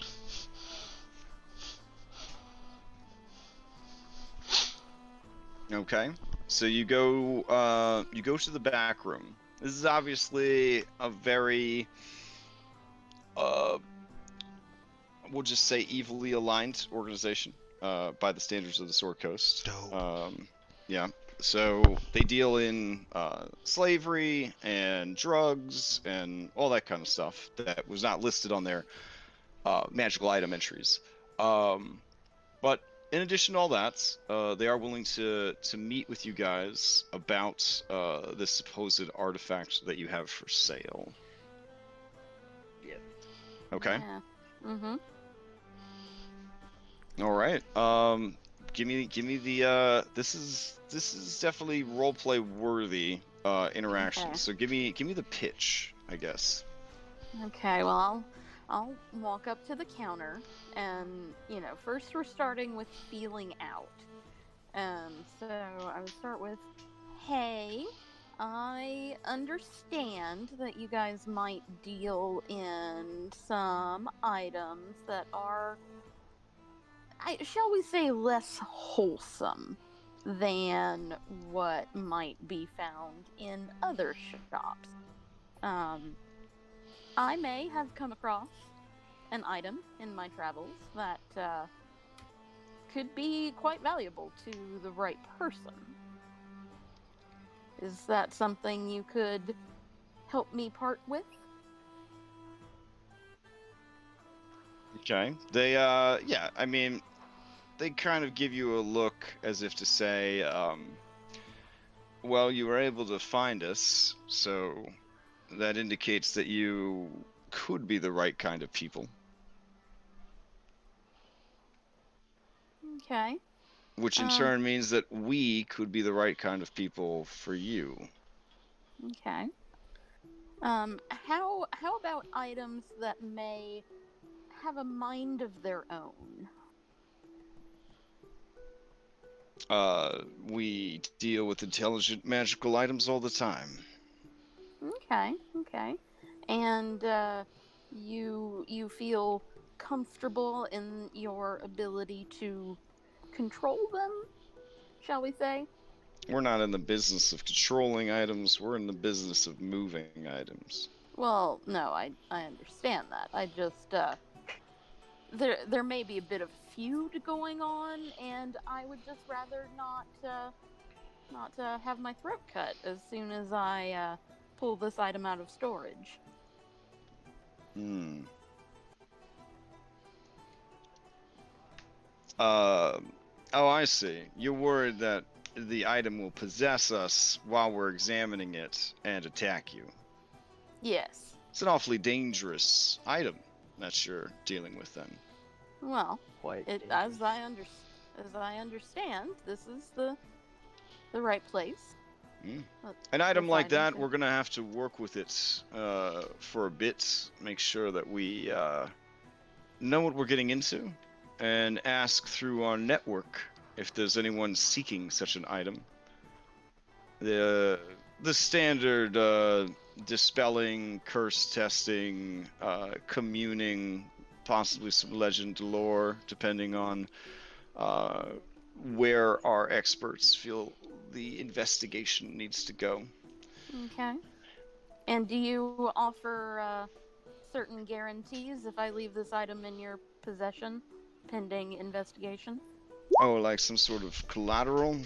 Mm-hmm. Uh, well, uh, you're welcome to hang out while we do the preliminary. It'll only take a few hours, and then we'll know for sure if we even want to deal with the item. That sounds reasonable. It'll make you some money. It certainly will. Mm.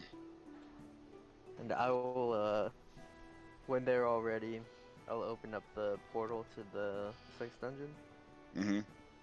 Oh, they are interested in the dress that summons the sex dungeon. Are you willing to sell that? No, I'm not trying to part with it. Okay. I do have some other things that may be interested in, but we could deal with it. Okay. Over the course of 10 days, they do determine that they have a buyer. They want to know if you would like cash or trade. Apparently, the interested parties do have items available, but if you are just after cash, we they would can hear them out. We would hear them out. Yeah. Okay. Let me check my notes real quick.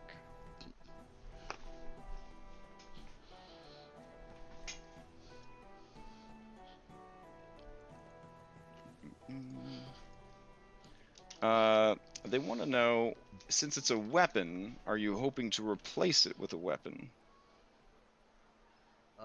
It again Jenna would say depends. depends on what you have. I'm a wizard and interested in staves and others. Hmm. So, Okay. Let's see.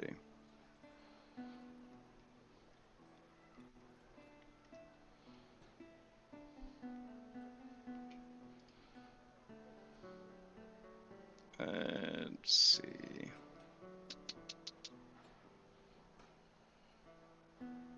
Hmm. Wow. So the one guy kind of, as he's sort of looking over his ledger, he says, well, it ain't much, but it's also quite a bit. They do have a dagger of warning. I know that it's not a great weapon per se, but never being surprised ever again in your life has its merits. Let's see what else they have here. Let's see. neither of you is religious, so we could skip over that stuff. Let's see. Wow. Wow. Okay.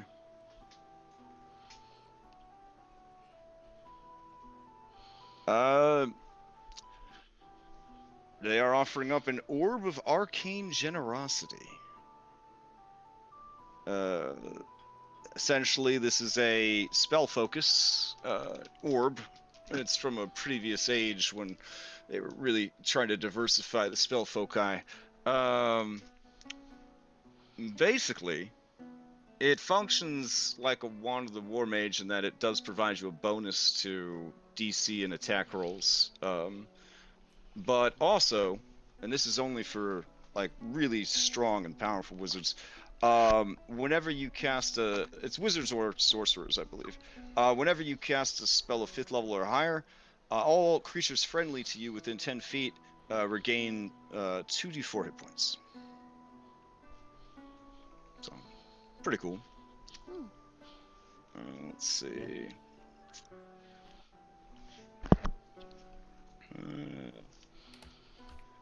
Ooh, this is nice, but it's only for warlocks, and you're both wizards, right? I am a warlock. I am a warlock. Well, they have an adamantine rod that they're offering up, another spell foci. Spells cast using this focus ignore all damage resistances, but not immunities. Yeah. I'm not really that kind of a warlock. I see. All right, let's see. What else do we have here that they're offering up?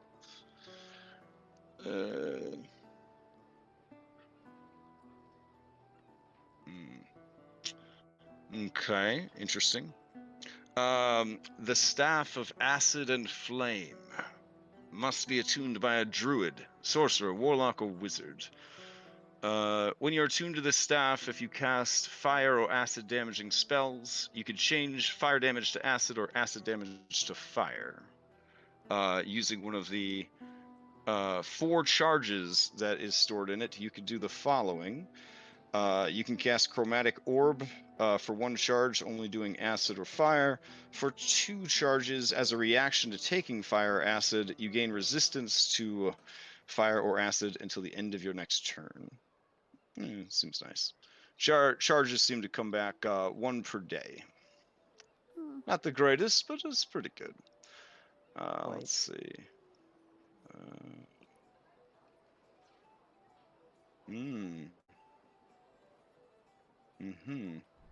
The Staff of Searing Death requires attunement by an expert in bardic magic, sorceress magic, warlocks, and wizards. Let's see.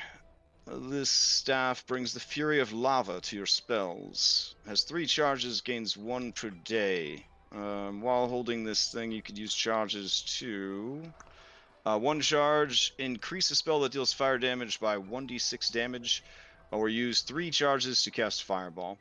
That's actually not very good. Let's see what else they have. It had a really strong opener. Yeah. But, Let's see.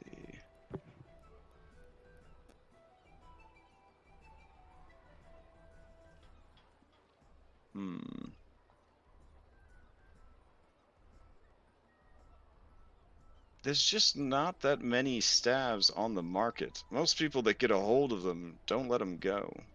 yeah. Yeah. Well, what kind of cash are we talking about? The offer that is on the table is 20,000 golden dragons. No questions asked. You'll never see the weapon again. Allegedly. Well. Do it. Yeah. How about for the orb and 50,000?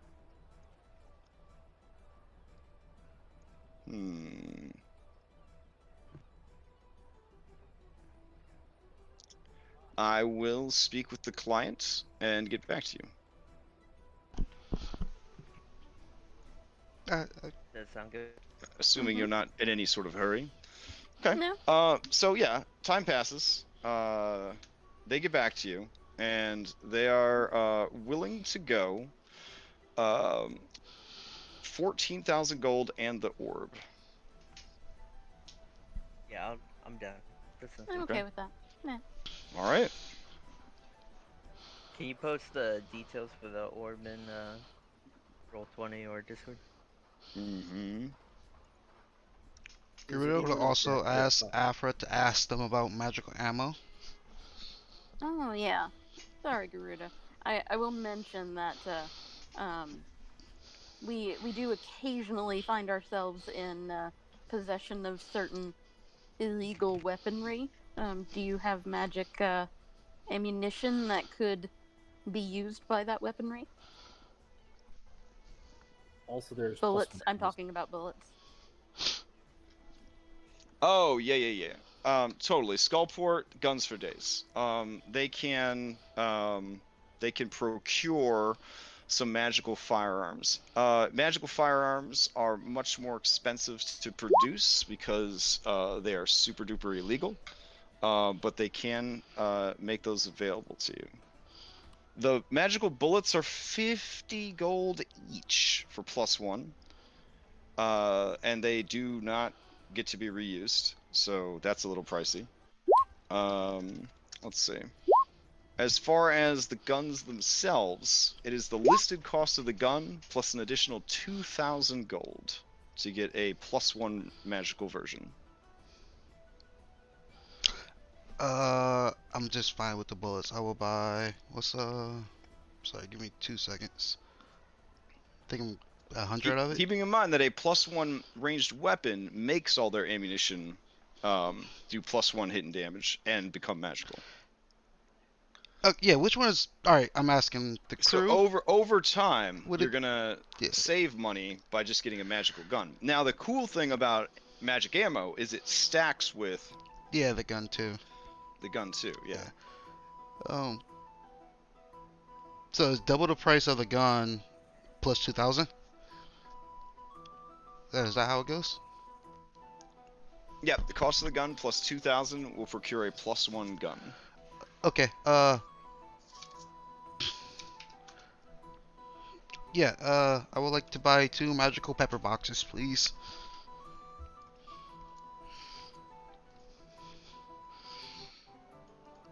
All right. Mark off the appropriate amount of money. And then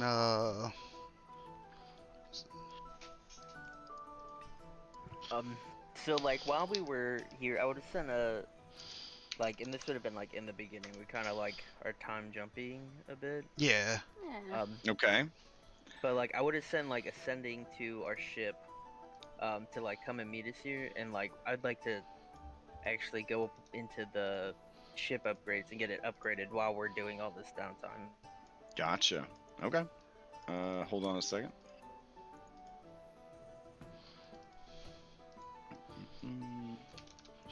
Does anyone care if Pietro picks up the potions of greater healing? No. Go ahead.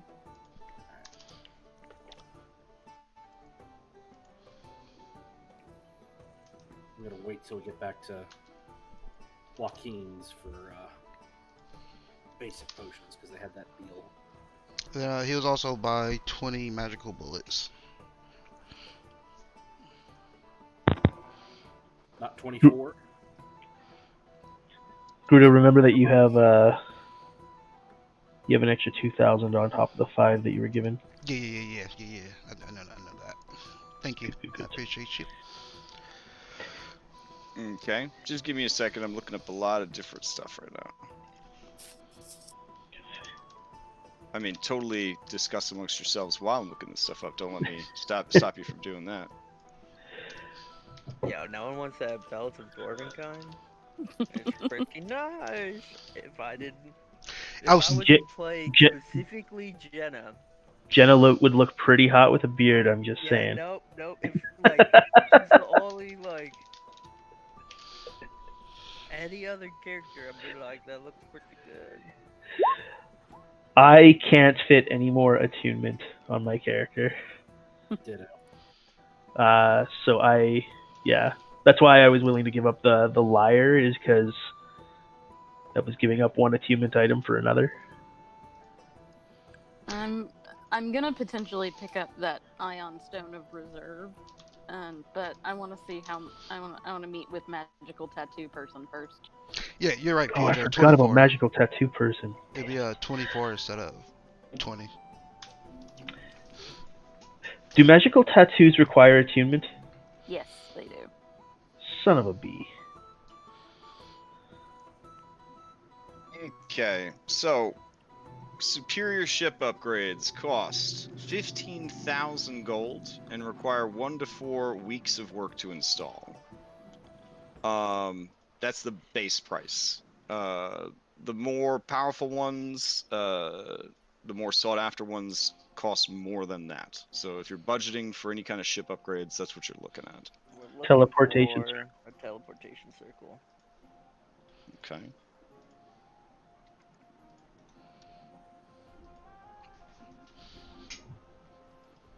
A teleportation circle is over 100,000 gold. Do you Oh have my over God. 100,000 gold? Never mind, we're not looking for Okay. a It also teleportation. takes a year to build one. So I don't know how much downtime you were hoping to take, but Yeah, I not that think much. I think I was let down by the, but I must have misread it. In the resource you gave us, but okay. I guess that'll be a post-game thing. We just need to do a couple more big jobs. no, I mean, oh, I see. The one that says teleportation circle, prerequisites Mage's Sanctum, room points 2, cost 5,000. Yep, Let's that's see. what I saw before. Yeah, this is where like homebrew is cool and all, but I have to honor like, the original rules over like somebody's poorly set up doodad there, yeah. Cuz why would a mage's circle that could travel and not even be in a Yeah. No, fixed Crash, location? no, Yeah. you don't Oh no have no to no no no. defend it. I just when I see some of this stuff, it's like you want to use it, but like yeah, like It sets an unreasonable expectation. right. Yeah. I don't know. Crash, real quick, how much could I Sure. sell my +1 hand crossbow for? 500 gold. Okay. Well, I'm gonna And sell that. you wouldn't need to spend a bunch of time trying to find a buyer for that. They would just, Well, what I was yeah. gonna do is I was gonna sell my mundane heavy crossbow and that +1 hand crossbow, and then get the +1 heavy crossbow. Okay. Fair enough. Kind of shitty, but I kind of want to just sell this orb because it's a lot worse than I thought it was, and just pick up the Wanda War Mage +2, or like Okay. less money. Yeah, despite being labeled a legendary item, there are very few people who can cast spells of 5th level or higher, and those that can, generally have better stuff. That being said, you probably could get about 3,500 gold for it. Yeah, I'm gonna bite the bullet, guys. But you're Jenna the Generous, and it's the Orb of Arcane Generosity. Yeah, but it's also the Orb of Arcane requires an attunement slot. Yeah. So, for one of the War Mage, that doesn't require an attunement slot. That's Um, fair. So, I want to go wander the docks and find this person doing magical tattoos. Okay. So, magical tattoos. I'm going with. I'm willing to go down this rabbit hole with you guys, but because this is UA content, full disclosure in the terms of services at the tattoo shop, they could be nerfed up or down as needed, etc., etc., etc. Assuming you're okay with that, we could definitely continue. All right. So, yeah, the tattoos. They are expensive to do. will go full critical role route. They basically use mashed up perfect gemstones that are diluted into an ink. So you're basically having like, liquefied gems put into your skin. So the rumors that you've heard of infections and lingering curses and side effects might not be an exaggeration. And this is definitely one of the only times you've ever seen a person that can perform this whole function. That being said, is there a particular one that you were after, or I am looking for a barrier tattoo. Specifically the rare 15 plus dexterity. okay, the one that doesn't stack with any armor, just allows you to go around and have an armor class of 15. Got it. Plus dexterity, yeah. Right. Let's see. Wait, what? Okay, to attune to this, you need to hold a needle to your skin. Let's see. And does it take an attunement slot? Yeah, it does because require not... attunement. Okay. Yep. Okay. All these tattoos do require attunement. Okay.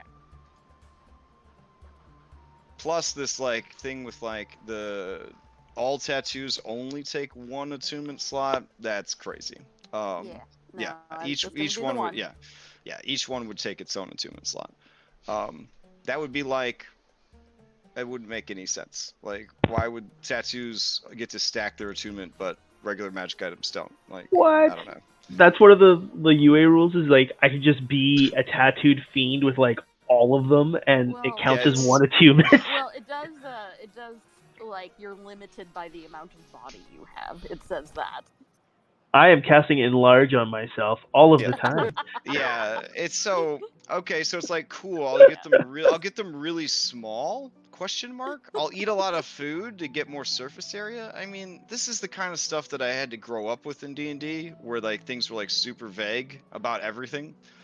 Yeah, where everyone had like a Casey Jones golf duffel bag just full of magical swords, and you would like use a different sword for each occasion because there was no attunement limit, so you just had like all the magic items. Does that golf bag come with a caddy though? Like there were henchman rules for days in the earlier editions of D&D. So Awesome. yeah, Oh my god. there was actually a feat you could take. Like the leadership feat would actually give you a second character. Oh my So god. you just had a second character. That was your sidekick basically.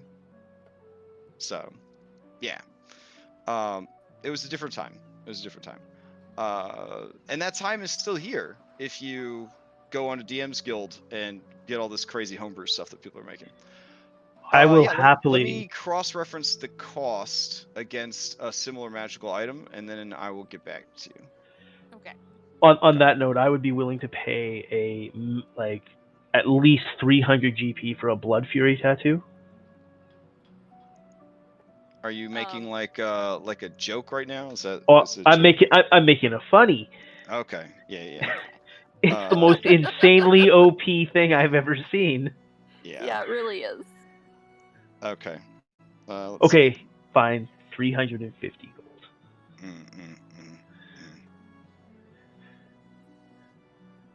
All right. Well, anyways, while I'm looking this up, which will take some time, continue your plotting, planning, etc. Have everything queued up for me. I'll just tackle them one at a time, sort of thing. I mean, I am interested in this barrier tattoo simply because the one that Afra's getting is the exact same as Mithril half plate. But no, I want the plate. I want the Mithril half plate. Yeah, I was looking at James, that I too. sent you a message. Yeah. James, do you want that silvered rapier? Because there's a +1 rapier floating around somewhere. It's in the Fine Swords, Saren's Fine Swords. Oh, I already have a silver rapier. I was asking if you guys are getting rid of the +1. Honestly, I don't know. Is this because like when I do get close to people, I have to fucking run away to shoot? So I'm trying to figure out is it best to use my disengage, run away, second one, or shit like that, or actually try to melee combat them? Because like, in the sense of everything, like no offense to you, Pietro, I can do the same damage to you in melee as you do with a rapier. So just trying to figure out what's best for me. Yeah, but I can absorb the hits, whereas Yeah, that's you're where it comes down to. not quite as Yeah. not so much. Yeah, that's where it comes down to. Or I am a bird and will be eaten It's those hollow bones. with the You know, it's not quickness. his fault. A delicious bird. Yeah. A delicious bird. But no, I don't think we had a +1 rapier. We've had silvered rapiers, which helped when dealing with certain enemies. Um, Yeah, I have the silver rapier. I think no, I think Yeah. I'm good. I think I'm just gonna keep doing what Okay. I'm doing every time Crash wants to bully me into a corner. okay, that's fine. I just wanted to make sure that I was not overlooking other members of the party. I feel good now though. I got magical gun, dude, and no more half damage because I ain't got a magical weapon. No more half two. Yeah, and plus that stacks with magical ammo, so Yeah. that's nice. No more having to spare my rounds. Like I gotta save this for the succubus. I can't use it here. Okay.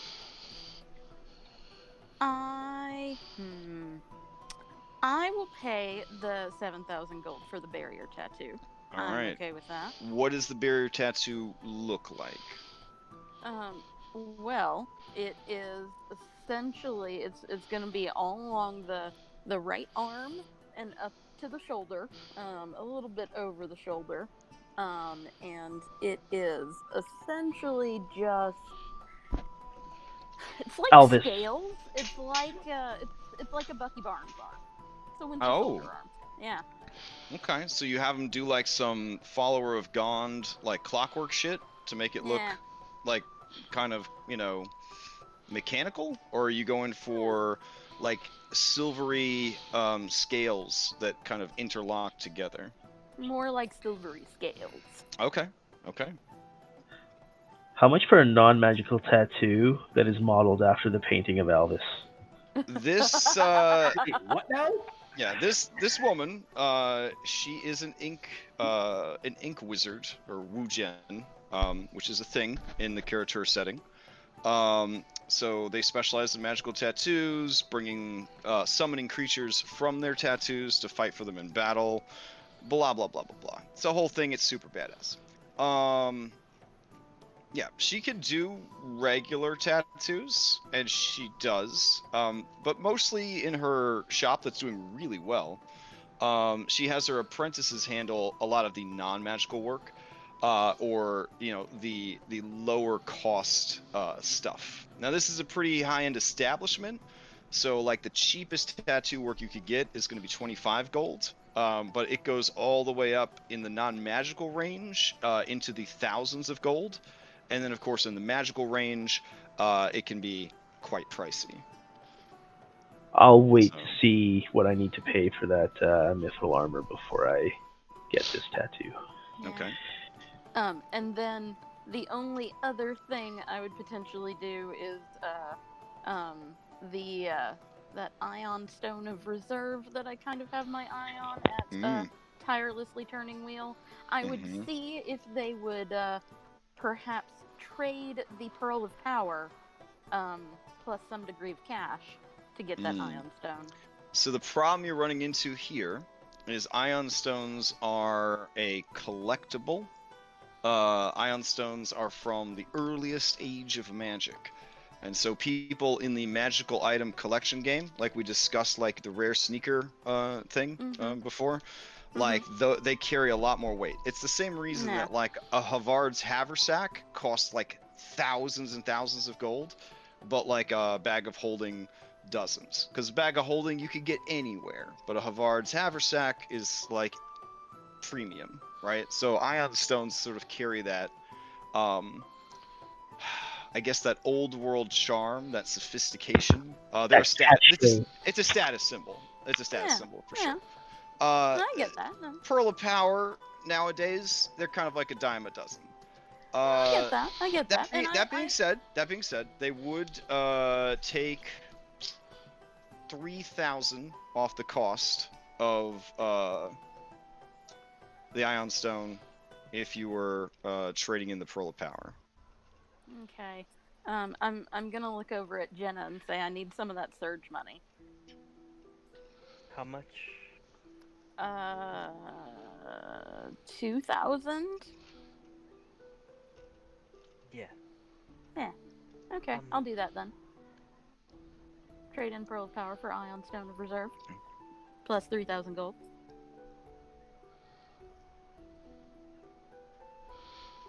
And I'm officially done shopping.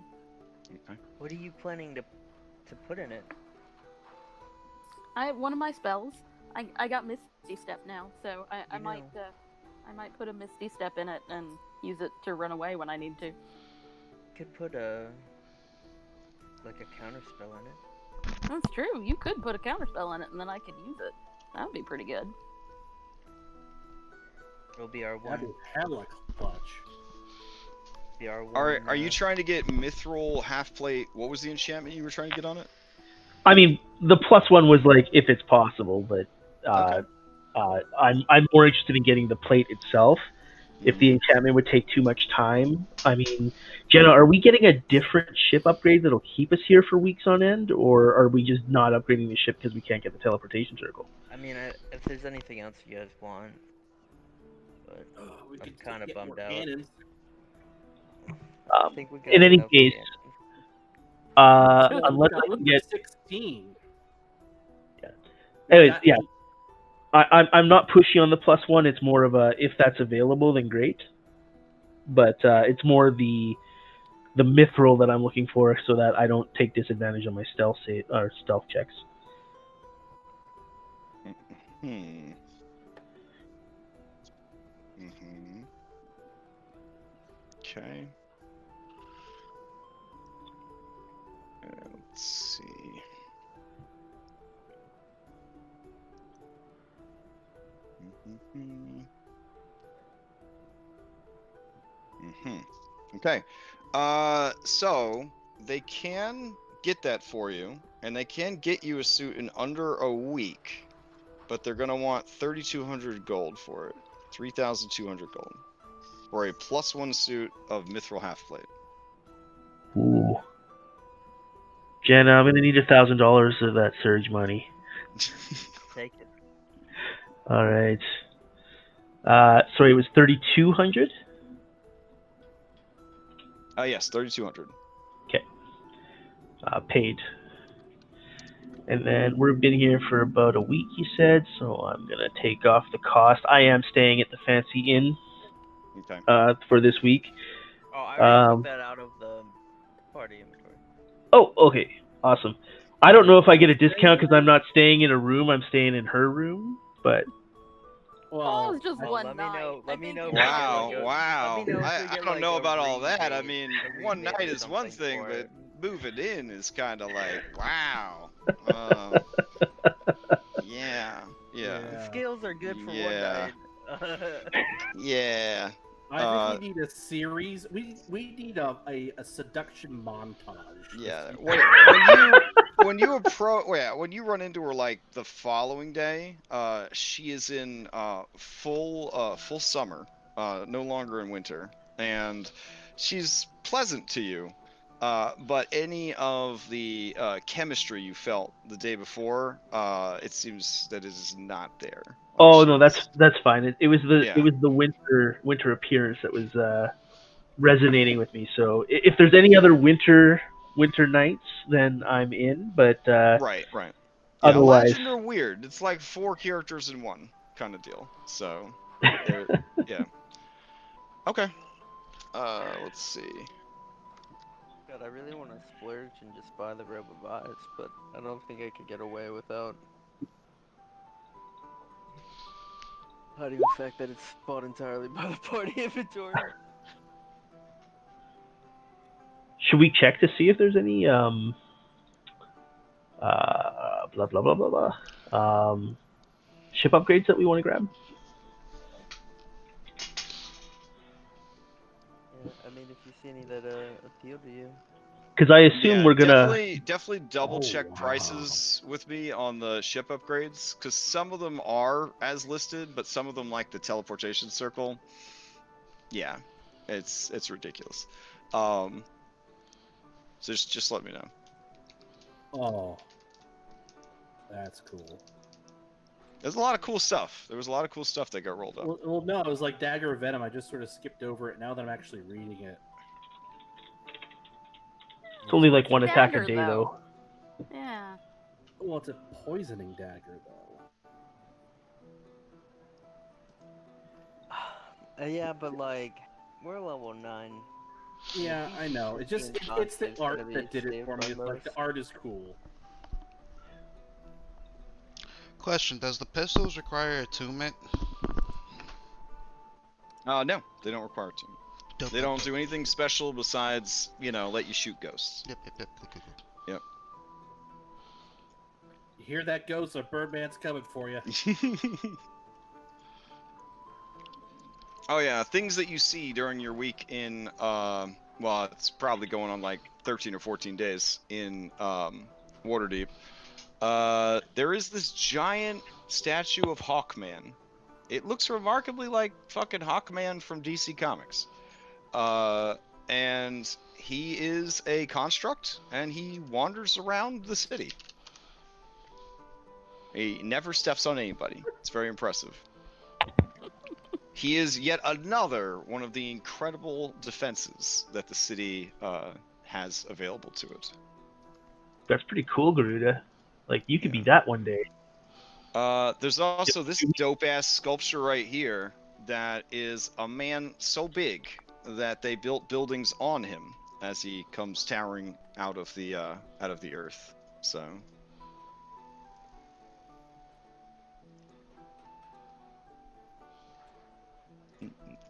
Yeah, so lots of cool stuff. It is honestly, you could have an entire campaign in Waterdeep, which I wouldn't say 1 to 5 is an entire campaign, but it's definitely a cool place. There's a lot of cool stuff to do. How did trick or treating go for Gerudo? Well, you're very big for a child. But Waterdeep was one of the most stalwart supporters of the Dritz-Duerden civil rights movement, and they understand that children come in all sizes, and that there are adults who, through magical curses, birth defects, etc., have childlike minds. And it is not their place to judge. And so when they see a simple Birdman wearing a very nice troll costume approach them roaring for candy, they give you some, and their blessings. So you have a very nice night or day, excuse me, of that. There are a couple instances where people are shitty and they're like. Yeah, I don't give candy to birds, or stuff like that, or grow up, that kind of stuff. Later that night, if you wanted to, there are gangs of children wearing their troll costumes. You could join one of those gangs and go and egg those people's houses, and Yes. Generally cause mischief. And every egg I throw will be a sharpshooter egg. Oh jeez. All right. Yeah. I was gonna say, if anyone's overtly racist to Garuda like that, Yeah. 100% gonna sleight of hand try and pick their pockets. Oh, for sure. I mean, assume that just passively picking pockets during your time there. Anyone that has any rogue levels, if you're into it, you could essentially fleece, the people of Waterdeep. Assume that you get about 10 gold a day income from pickpocketing. That is how flush the sheep of this city are for fleecing. I will only do it to people mean to Garuda. But I am proficient in sleight of hand. You are proficient in sleight of hand? Are you also proficient in stealth? I am. Okay, yeah, go for it. You can also, the time that you're in Waterdeep, you can add 10 gold per day of fleecing nobles and shitty merchants and whatnot. Do you need me to roll for it? No. Okay. I do not want you to roll for it because I don't want to deal with the consequences of you getting caught. Lol. Yeah. That's I've been in 26 years I've been arrested in Waterdeep many times, and it's always a fucking fiasco. So I just don't feel like dealing with it. So, sorry to deny you that privilege. I have prison maps. No, I mean, we could do this. Okay. All right. I'm not like a certain member of the party that's a glutton for punishment. And you said we were in So- town for 14 days, 13 days. I'm gonna say at the end of all this, it's gonna be about 14 days. All right. Before you guys are done in the city. It is. I hate to ask you, but do the shop's inventory reset? If you wanna wait, I could reset each of the shops. Let's do it. No, Yeah, let's do no. it. Okay. Let's see. Boop, boop, boop, boop, But I spent all my money already. boop, Well, you did. boop. I'm just saying, I'd fuck these houses up. Like, let them be racist. Not Yeah, happen. the children that you're with, their minds are blown by how hard you could throw a fucking egg. Yeah, like you throw it at this like little brick townhouse, and fucking chunks of stone go flying out when the eggs hit the wall. They have no idea how honestly, you don't really know how you're doing it. But you're throwing these eggs, they're like grenades. They're just because the police are aware that it's a rowdy night, they are out on patrol. The explosions do draw them, and the children kind of pull you into a side alley. They tell you you gotta tone that shit down, bro. You gotta tone that shit down. They give you a peanut butter cup if you promise to calm that shit down. Oh, This of course. is real chocolate, real peanut butter. They're gonna give it to you. Yep. Okay. One of the other children who thinks that he knows about shit, like he's planning to take the nature skill when he becomes an adult. He's like, "You idiot! You can't feed peanut butter to a bird. They like nuts." And he offers to give you a bag of sweet nuts. I take them too. Okay. Then the children are fascinated by how you eat. So they just start feeding you candy, like so much candy. Oh, Garuda is not going Yeah. to sleep tonight. At least Dear it's, God, at least are it's we not gonna have drugs. to deal with a sick Garuda the following day? Yeah, I mean, So much sugar, he's just got diarrhea. yeah, it's pretty. I mean, there's a lot. There's but probably I don't know how you feel about it, but the fancy caramel popcorn ball was probably one of the top items. But yeah. Anyways, let's see. Let me reset these here shops. While I'm resetting shops, which will take several minutes, you guys are encouraged to RP amongst yourselves, etc. Make your plans, whatnot. Why don't we decide what our next quest will be? Yeah. Oh, that's posted yeah. somewhere. We had the ship. Did we have the ship coming to us? I know we were planning. Oh, on it is. Yep, it is coming for you. Okay. In fact, I could move you guys over to the ship map if you want, if you're tired of looking at the Waterdeep map. Nope, that's fine. Crash, if you want to move Crash, us to the ship map, you can move us to the ship map. Well, I mean, I'm. excited to see what it looks like too. Okay. Crash, Oh. what's the The quests? Yes, I'm sorry. Yeah, you posted them somewhere, but I don't I thought he remember just where. read them all. Did he? No. just read 'em all? Nah, He I he posted- posted There them. was a post. Somewhere. Well, I don't think it Maybe- was on your strategy. I think it might have just been on general. Maybe if you scroll up to it. I should post quests in the announcements section. Yeah, Probably it's the- general. General, found it. Found it. Okay. I'm just always a fan to. It will be worth it. Trust me. Sounds pretty worth it to me. What sounds pretty worth it? I'm sorry. MacGuffin reclamation. It will be worth it. Trust me. Under rewards. And I like crabs, so I mean, Let me I- check like- this big ship map. Let's see. Should be good to go. Yeah. Well, what we could do is we could patrol the coast as we head back to Saltmarsh. Yeah. All right. Collect Yeah. some Haugen heads, and then be like, okay, we dump the Haugen heads, and be like, okay, tell us about this MacGuffin. Grab. Yeah, I mean maybe Sahaugen will attack us, but most likely not in our ships. No, we're gonna have to hunt those bastards down. But like, Honestly, they're gonna be only underwater. like a only like a kraken that had reinforcement and was paid to do it or had real motivation to do it would come after you. In a ship like that, like that's kind of the benefit. You have bought security essentially. I don't know. I'm more interested in curse mines than MacGuffin. But just, you know how I get about ancient ruins. See, my only thing about cursed mines is like, I just don't think the rewards would be worth it. I mean, yeah, but But it's the mine. But it's like But we ruins. don't know.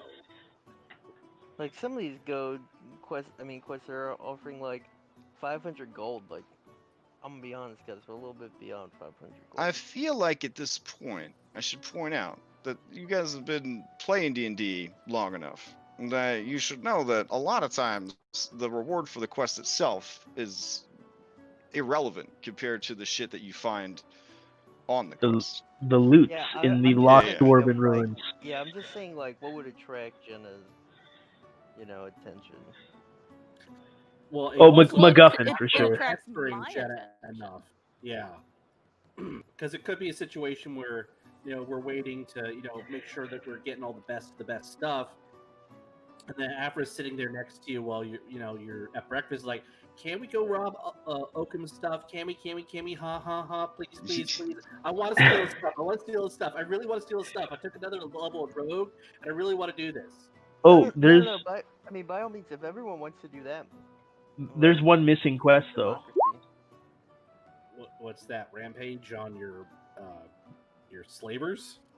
Absolutely. There's the kill a group of cultist wizards and get everything that they have on them.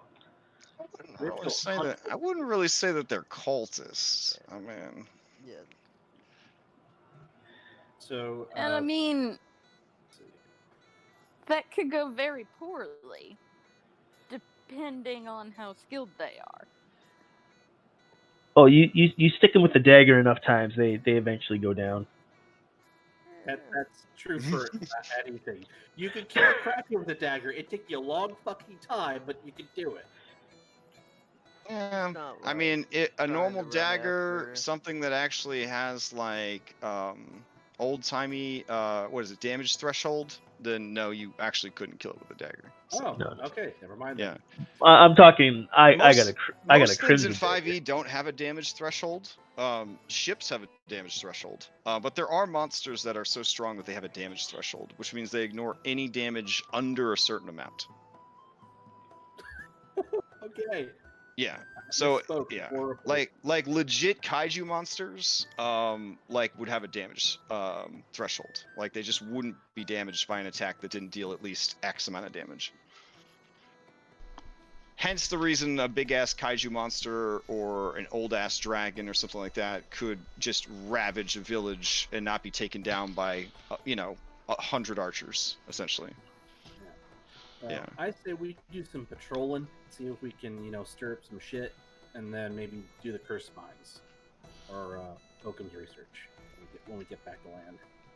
And I mean, we can always get the MacGuffin later. Like, I'm not saying we don't get the MacGuffin. Oh wait, I need to kill somebody. I need to kill Justin when we get back to town. Oh, so we can kill your guy, but not my guys. Well, my guy is just a basic human. Well, these are just basic humans that cast No, spells. they're not.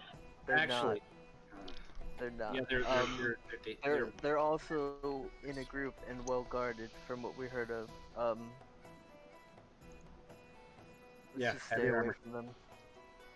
I understand you have history with them, but I'm just not sure we're ready. For the rest of the time we're in a town, I don't really plan on going shopping. I would like to make weapons in my hotel room.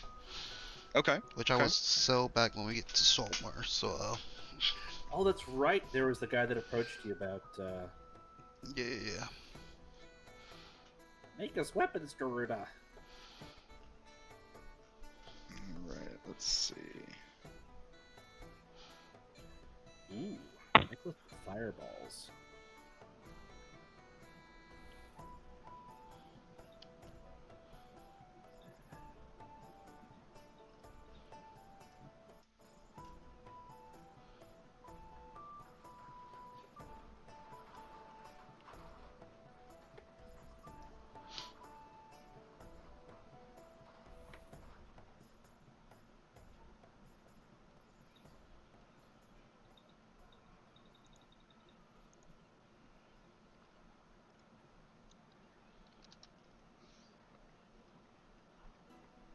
Yeah, if everyone wants to do the mines, we can do the mines. For sure. I vote to go attack the cultists that hurt Damien and my best friend Alvis. But if you guys don't want to do that, that's cool.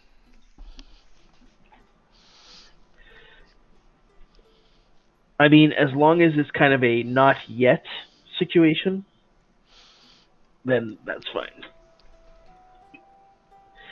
The fact that Jenna seems hesitant to attack them is enough for Davian to remain cautious and not do anything rash in regards to that. Mhm. But like, yeah, Oh. Hello. of course, part of how he handles that is trying to find himself a distraction, which he found on our new ship.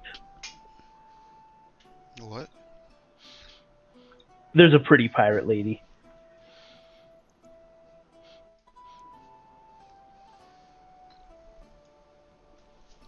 Hey, who are all these people? I don't recognize There's our any of crew. them. You need a crew of over 100 people. That's how big the Oh. fucking ship is.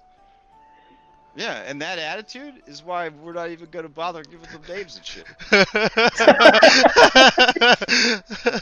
Because again, like it's cool, like the character on the show or the book or the movie that's like the corporate CEO and he knows every guy, even the dude mopping the floor down by the elevator. That's not real, okay? That's Like bullshit. yeah, that doesn't happen. He could know a lot of names for sure. I worked for a guy. He was very good with names and faces. It was one of those politician skills. But to say that he knows everybody, maybe not. You can over time get to know specific members of the crew. But yeah, this isn't even all of the crew. This is just representative that there are a shitload of crew members. But besides your initial crew, there's like 100 more people working on this ship. Yeah, I forgot we got new people because of bigger ship. Oh yeah. I don't recognize her or him. I mean, like, we might Now, not be able to get to know everybody, but you can still be without able to get playing the ship tycoon mini game, as long as the ship is able to provide services, the cost of the ship will be sustainable. So a ship this big would be highly sought after for the transportation of people, goods, and even for escort missions as well. So the reason that you have ballista is when you guys pull into harbor, you wheel your cannons in and you put essentially down on your gun deck fake ballistas poking out so that people are like, oh, look at all the ballista they've got. Good stuff. You keep the ballistas on the top deck so that, because it'd be very pain in the ass to have cannons on the top deck and then have to hide them every time you come to port. But yeah, like coming into Waterdeep, you guys did have to, pay a substantial sum to the harbor master to not do any sort of inspections of your ship. You kind of did the whole smuggler's fee kind of deal. So just kind of keep in mind that the ship is full of illegal stuff, and everybody working for you is complicit in that, which should give you an idea of the sort of background that everyone working for you has. So They sound like fine people to me. yes, Crash. good So, people. Salt Yeah, of what's the up? earth. Whetstone of Venom. When we apply that, I know that lasts for 5 minutes, but it's like let's 1d6 of poison damage. Am I misremembering that? Am I making that up? The whetstone, yeah, the Yeah, whetstone has unlimited uses. It does take an action to use, but once you've spent an action to use it, for the duration, the weapon will deal extra damage. It is 1d6. I have it on my character sheet. Yep. Thank you. I didn't write it down. I thought it was saved someplace on Discord. I was hunting for it and I couldn't find it. Oh, I definitely wrote it down. Anything that adds extra damage is worth recording. Oh yeah.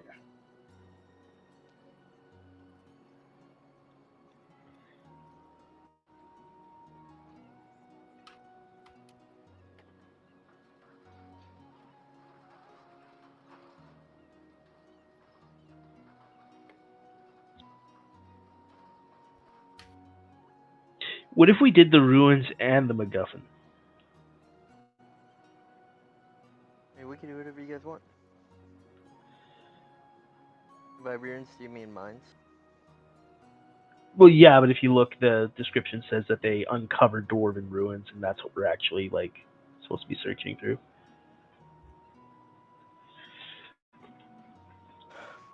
Cursed mines does maybe mean ghosts, Garuda. Yeah, but he's got his weapons now.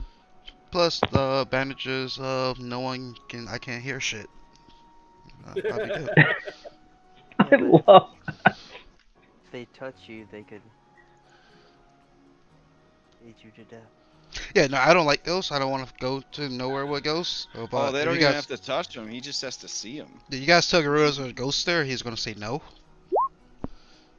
Just saying. Now, what you've heard is that there were ghosts. They got cleared out, and they found more ruins beneath the haunted mine, and those are quote unquote cursed. Or also a thought, you guys can buy Garuda a potion of longevity that can lower his age to like 1. Yeah, That cost 9,000 GP. I'm just saying. Garuda's priceless to us.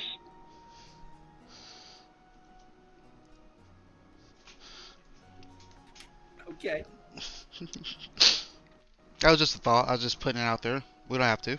But, when it comes to ghosties, Garuda is not a fan of them. That stone of greater absorption, oh boy.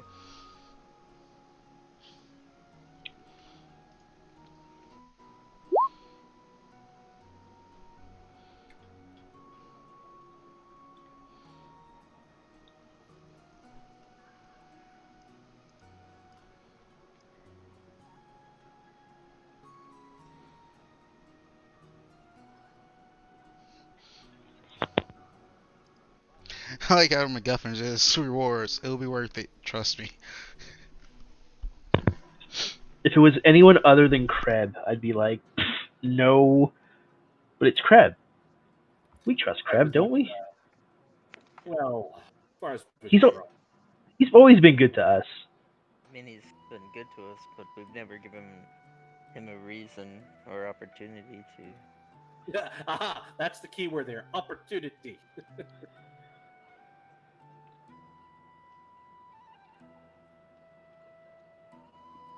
Okay. Oh wow.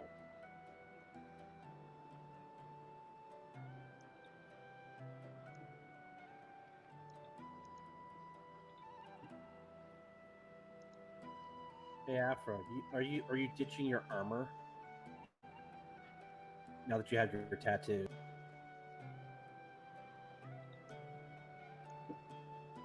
I didn't have armor. I had the Eldritch Invocation that gives me armor. Ah, because I was going to say they're bracers of defense now. Nah.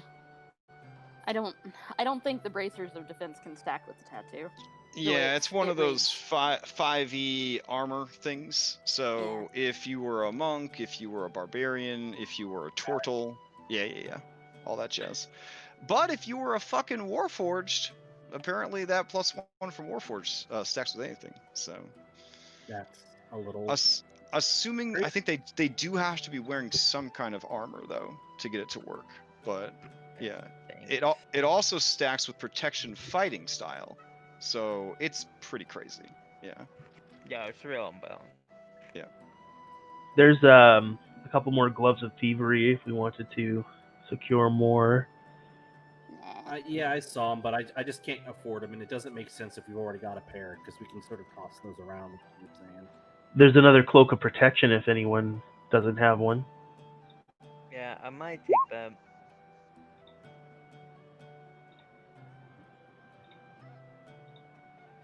All right. I now have 5 greater healing potions.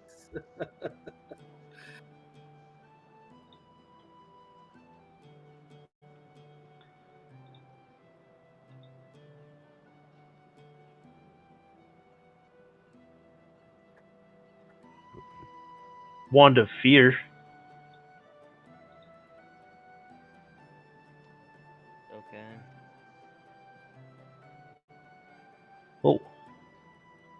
I don't know if it was a glitch, but the Halls of Hilmer Crash, Mhm. that's the exact same items that they had last week. Mm-hmm. Their inventory doesn't turn over. Yeah, that. I mean, I checked. That's what they got. Oh, okay. Let's see.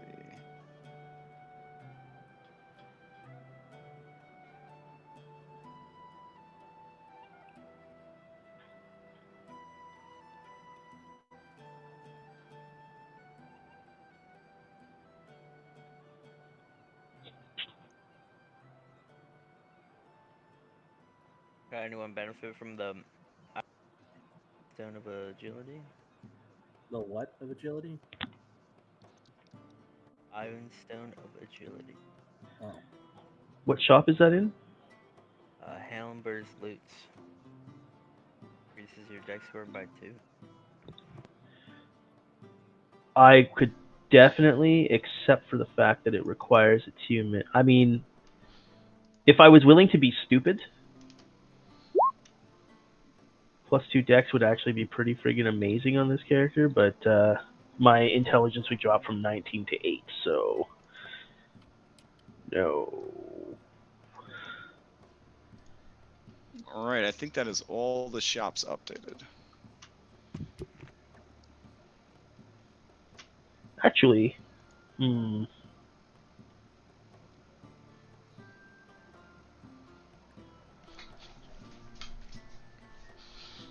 at Garuda, you could get a pair of +1 rapiers.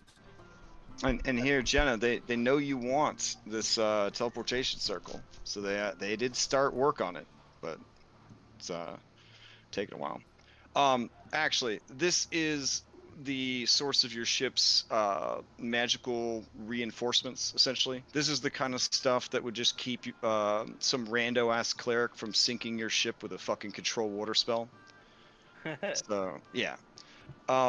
In Faerun, at least, in Toril, any ship that plans to go anywhere except, like, near the city coastline, does equip itself with basic magical protections. Because I can't imagine living in a mid to high fantasy world and spending the amount of money it costs to build a ship and hiring all the people for the ship so that you could be sunk by a 4th level spell. It just doesn't make any sense. Yeah. Pretty crazy. It's almost like they designed the game without ships in mind and then tried to tack the ships on later. It's really weird. So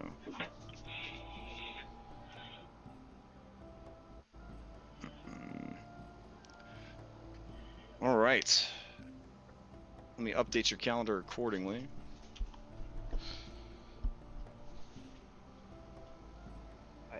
Yeah. Now, the bright side of you guys spending so much time here is that you could take part in Zero Gravity night at the Jade Dancer. Yeah, that's why we stayed so long. Oh, okay. Does it? I think I might buy that Ion Stone. Oh, did the meta gamer win over the role player? Are you going to become boring to talk to now? The thought I have is that so messed up to say. the thought I have is that he Uh-huh. uses the headband of intellect because prior to this he was always alone. Uh-huh. So he had to, like, plan everything on his own. He was orchestrating everything. There's a captain now calling all the shots. He's not giving up his headband of intellect, but I think while he's with the group, he's willing to allow someone else to call the shots and do the planning. Mm-hmm. And then when our mission is done and he returns to his own affairs, he would just redo that. I have a Cloak of Elven Kind. How much does that sell for? Let me check.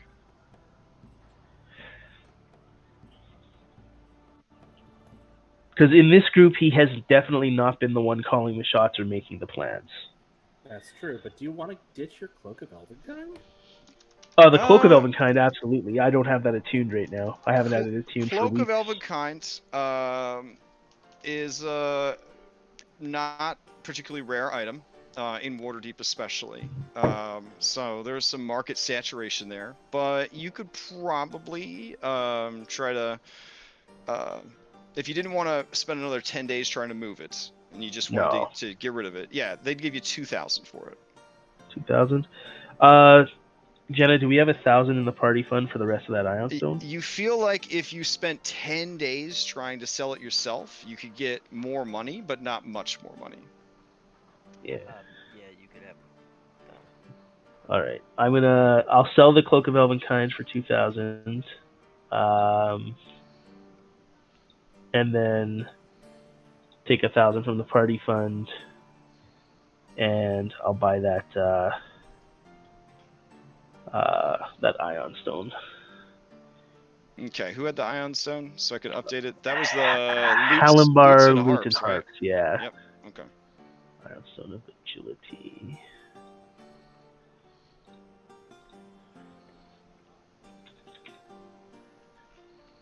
Oh, and I bought the 3 potions of greater healing from potions. Got it. Okay. I'm gonna wait till we get back to Quartermasters of Joaquin for their deal before I buy more basic ones. Part of what went out on this is that with the dual wielding of the weapons, only one of them benefits my charisma, so the second one benefits directly from the dexterity. Oh no, dexterity is the master stat of 5e. So anything that could boost your dexterity. That's why there's no item that just gives you 19 dexterity. Like there's plenty of items that are like, here's a bunch of strength, here's 19 intelligence. But you'll notice there's nothing that's just like, here's 19 dex. It just fuels too many systems and skills and stuff. So.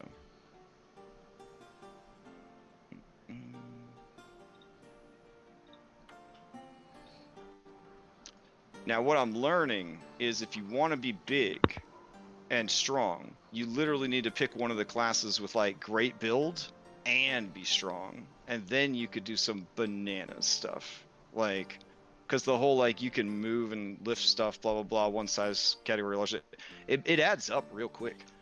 Like the kind of stuff you can do. Oh, I would talk about I'm like Forrest Gump with my fucking box of Loxodon chocolates, man. Like, yeah, I will talk about my Loxodon all day. How much I love that damn elephant. Yeah, if Wesley kills him, I'm never gonna play Dungeons and Dragons again. So, maybe not. I don't know.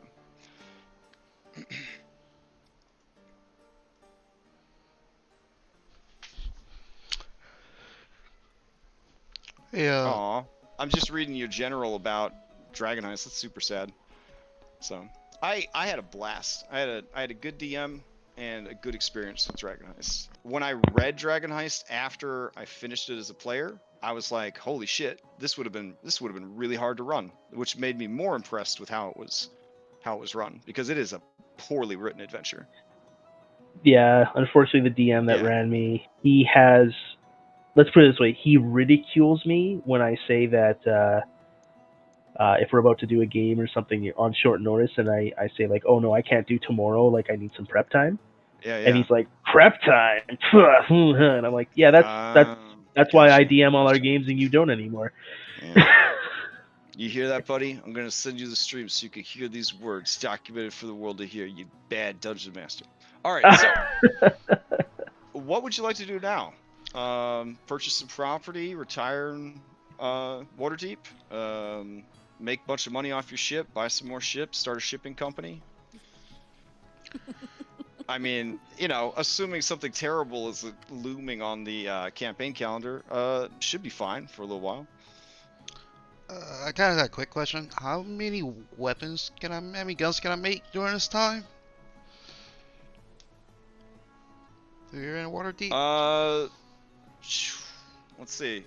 Depends on the guns. It goes completely off of the cost of the guns, essentially, blah blah blah blah blah. So Yeah. which guns are you trying to make? These would be regular palm pistols, and I'll use if I can, the mithril bust of Lady Daggerford as material for it, just so I can up the price of it and be like, yeah, they're like special, but essentially they're like, okay, like mithril filigree and all that jazz? Yeah, Okay. like. All right, so you're making just asp pistols? Yep, regular The aspects. little guys? Okay. Honestly, you can make one a day. Dope, dope, dope. Yeah.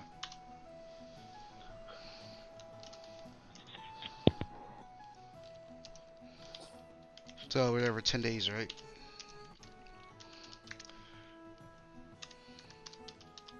Oh, yeah, I'm about to get. Oh yeah, you've been in town for 14 days by now. Oh, dope, dope, dope. There you go. Okay, Yeah. yeah, I'm good.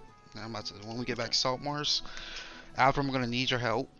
But Alright guys, we got about 34,000 gold in the party inventory. So if anyone has ideas or schemes they want to table, we could look into options. But we are quite wealthy right now. Well, sometimes it's not a matter of what we can do with it. It's waiting for opportunity to present itself. Because if we're just like, we got the money, let's spend it, then we don't have it for later. I like the idea of pirate fleet. Sorry, I mean shipping company. Um, but I don't know if like how much was our original ship? Our original, original?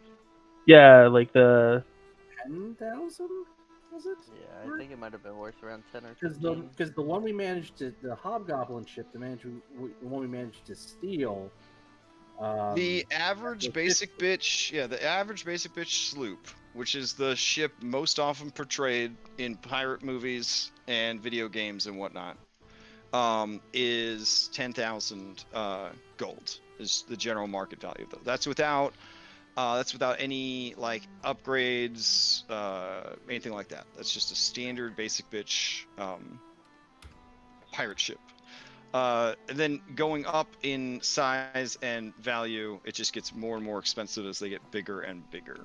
I feel like I don't know what like long-term plans are, but it would be pretty cool if we started getting like heavily upgraded smaller ships to surround our big ship and like over time upgrade our big ship as well.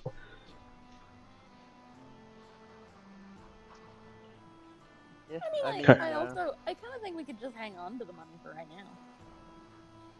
Yeah, there's no rush on it. and if we ever hit 100,000 gold, we can put that circle. Yeah, that's definitely I agree that would be a very good thing to There's do. also real estate as well.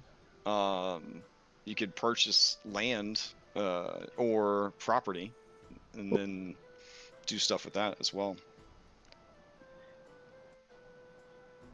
Then when you're in port, you don't have to live in your ship, but you guys have a base of operations you set up.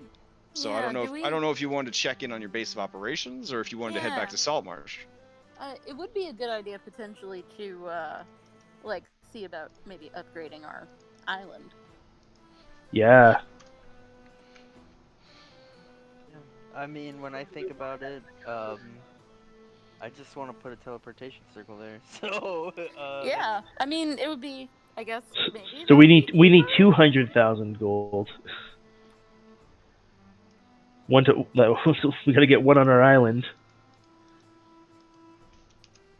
And yeah.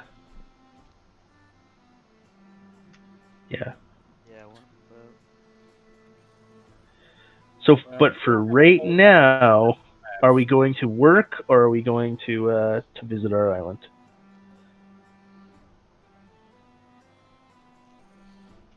How many extra days onto the journey would it take for us to stop by at the island?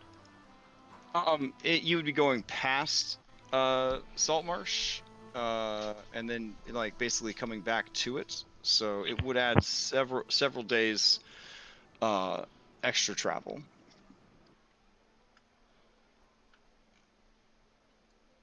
Yeah, because we're so concerned with time, obviously. So, I don't know. What do you guys want to do?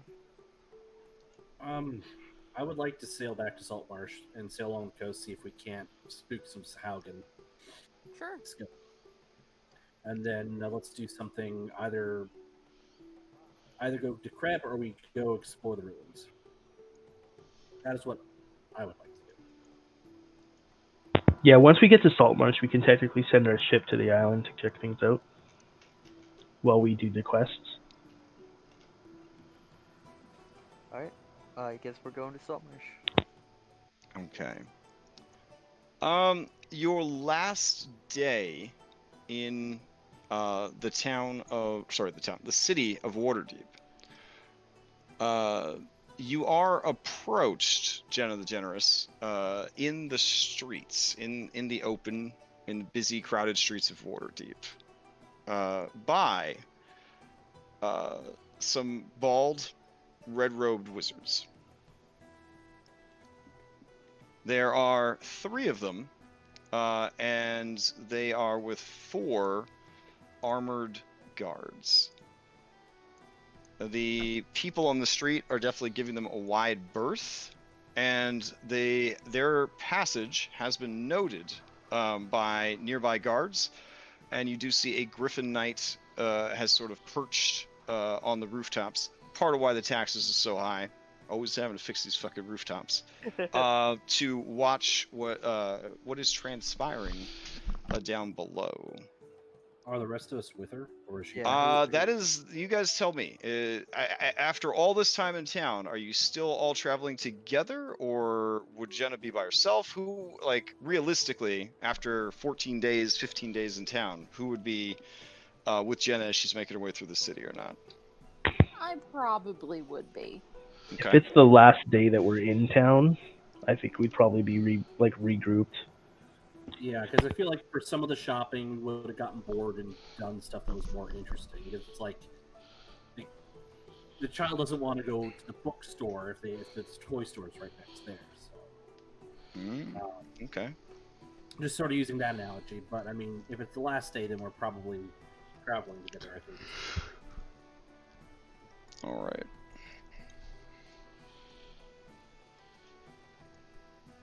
Unless there was some errand that Jenna would have gone on that she would have been like, "No, I got this." Yeah, I mean, we could roll for it, or Yeah, I No, would that's prefer fine. to roll for it. Just Yeah, I mean, if you're for Garuda. unsure, you could always roll for it. Just maybe do an odd or even.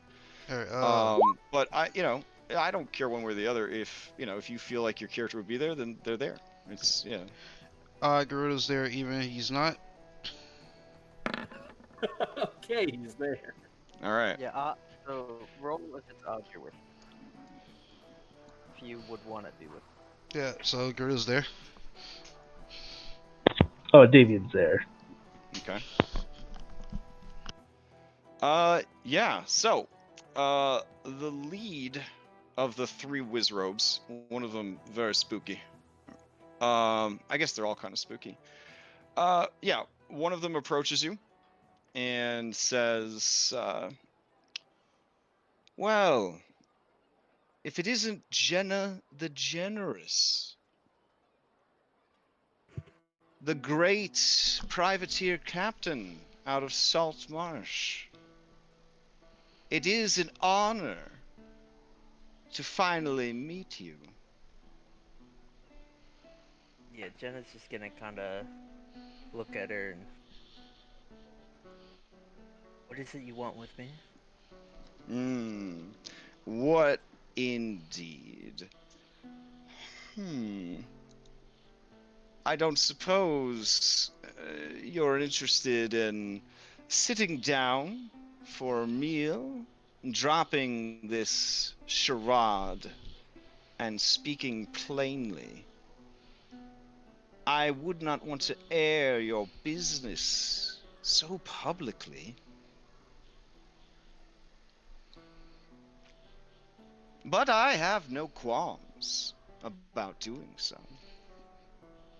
Nor does your father. Seeing that she's kind of like not giving Jenna really a choice.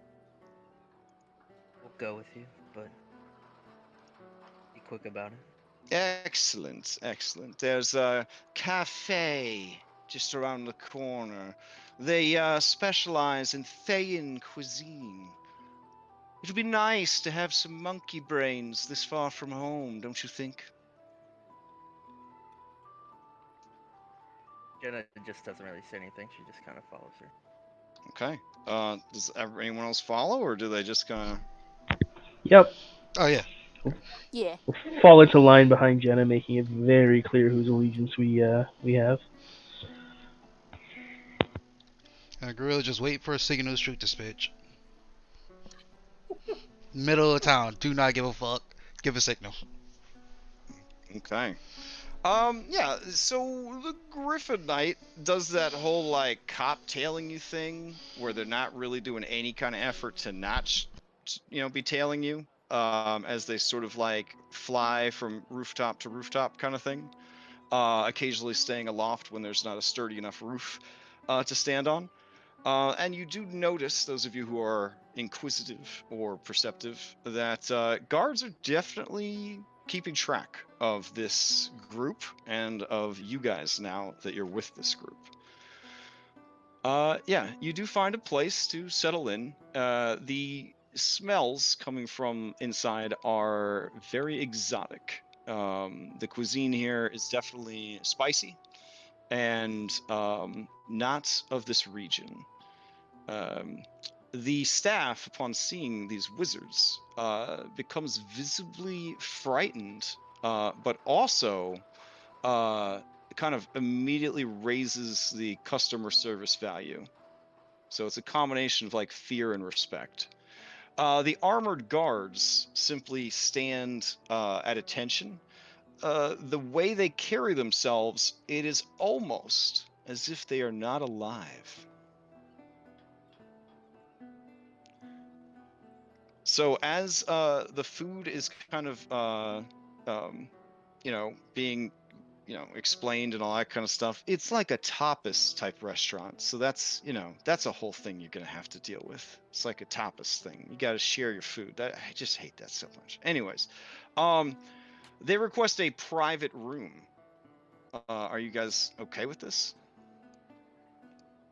No, I'd want to keep it somewhat public. Okay. In that case, they ask the current customers to all leave or move outside, copping the cost of their meals if they refuse. And you guys have the interior of the restaurant then.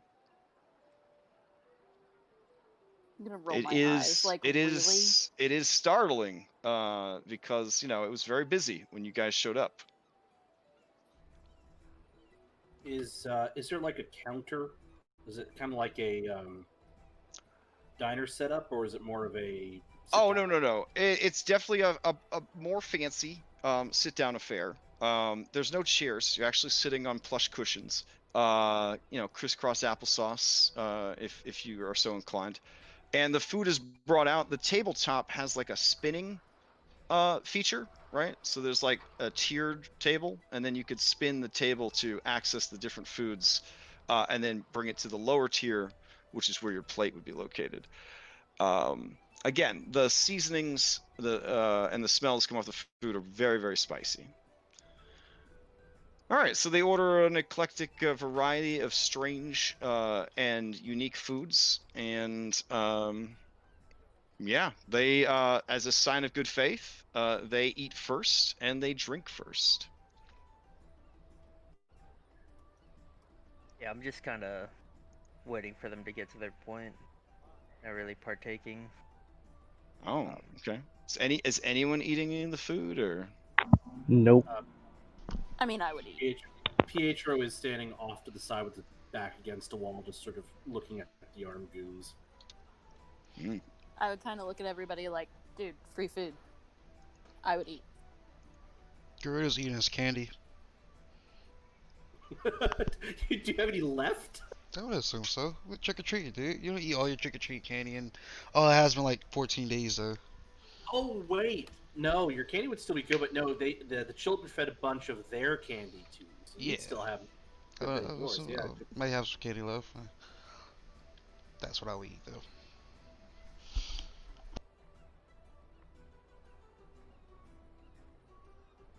Okay. And Jenna would kind of like. So what is it you want with me? Why are you all here? Oh. You wouldn't believe how long we've been looking for you. You see, we eventually heard that you had gotten yourself into some trouble. I love the hair, by the way. It's very northern. Uh, I was under the impression that we would be able to reclaim you from the Waterdeep prison. So imagine my surprise when you never made it. Lost at sea, they said. The whole ship. That made a gentleman we both know very, very sad. But his love is so unconditional that he never gave up on you. And now we have found you. And so it is time to finish playing games with your friends and come home.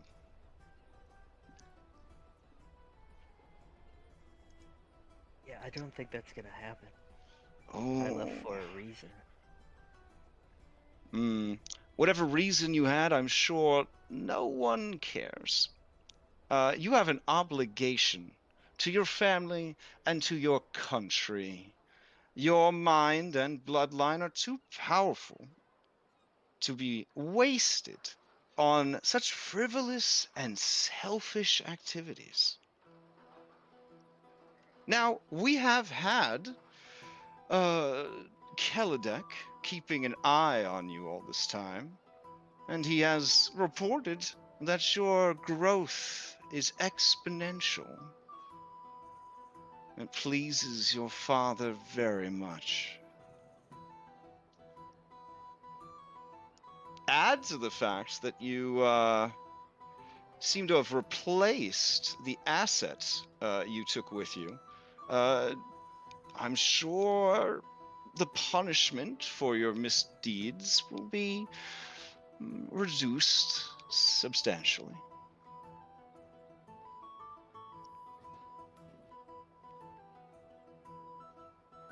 Yeah, Jenna's just kind of like thinking hard about what she wants to do next.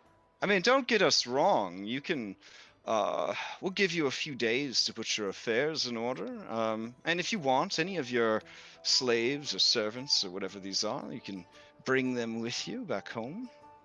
We'll find a place for them. Everything has a place. And she sort of like lingers on the word thing as she eyes Pietro, Garuda, and then especially Davian. Well, I feel special.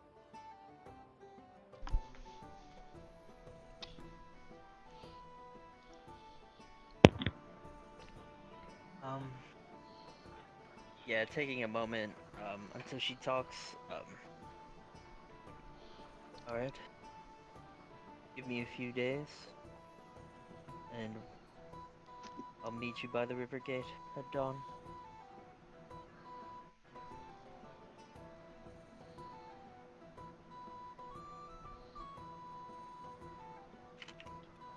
Now, I know that you are an expert liar, and I also know that you know that Lord Lowthorn does not like being denied.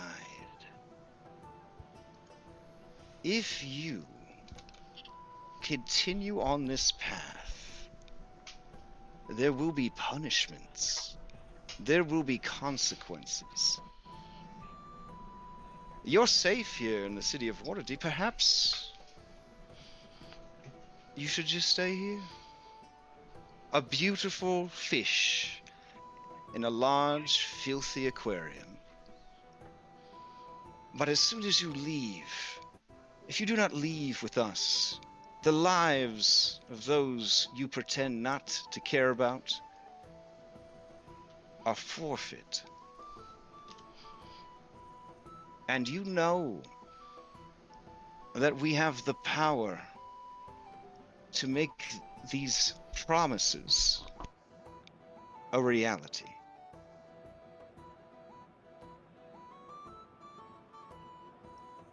Of course I do. But, it's like you said, affairs and whatnot.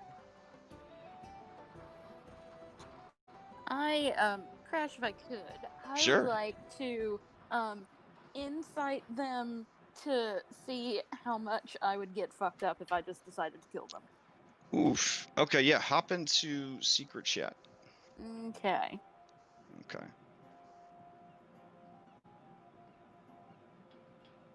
Mm-mm.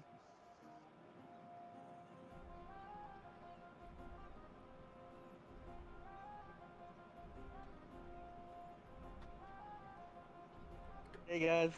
This is my, So this is taking an interesting turn. Yeah, yeah, Gruda, how yeah. are you for time? My other game just started, but I kind of want to finish this up because I'm interested to see what's happening. So I just told him, hey, give me a sec.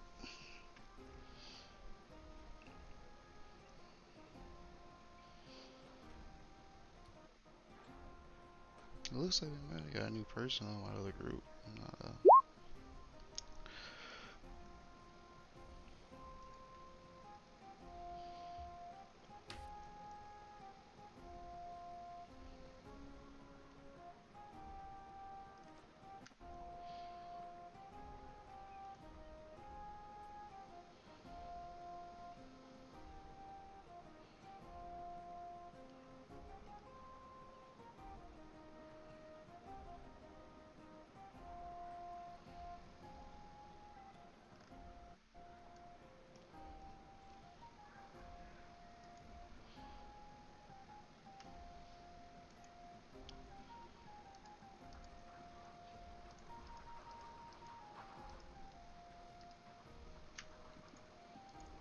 Okay.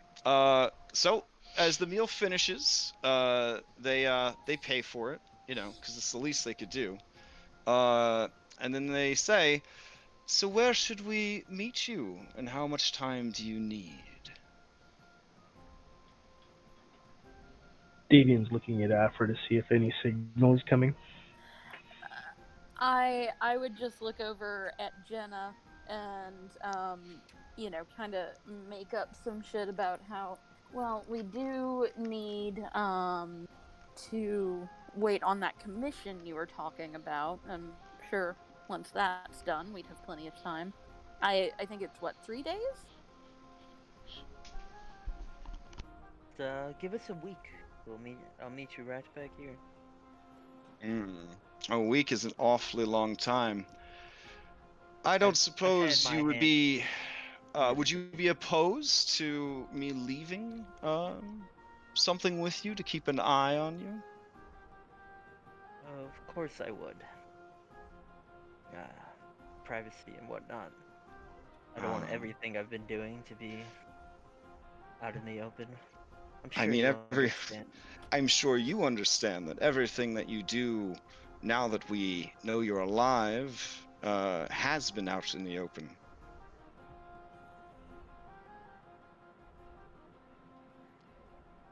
I mean, it's not like your father doesn't have cuttings of your hair. And you could see like the other guy, the other wizard kind of run his hand over his smooth ass shaved head. Doesn't have it, you know, he doesn't even have eyebrows. Because like these guys are so into wizard stuff that they don't even like, you know, like let hair get into the hands of the enemy kind of deal. That's when you realize that her eyebrows are just tattooed on, baby. Classy. Yeah. She looks cool, but grown accustomed to the Te- northern style. yeah, technically you're supposed to, you know, you're really shitting all over your culture. I'm just saying. I'm just saying. So, all right. She says, you know the situation you're in, and I'm curious to see what move you take next. Know this. I represent Killian Lothorn's interests here on the Sword Coast. And that wherever you go, we will find you. But if you are in no hurry to return home, perhaps I can speak with your father, and we could find some work for you to do. None of this playing pirates or whatever it is you think you're doing, but good, honest work that furthers the interests of our people and our culture here in the north. Doesn't that sound delightful? What what interests are those? Well, again, I am ahead of myself. Let's say 2 days. 2 days to get your affairs in order. I will send a winged messenger to you with news of your father's remarks given our conversation today. I will tell him how compliant you have been. And I'm sure that will go a long way towards his generosity.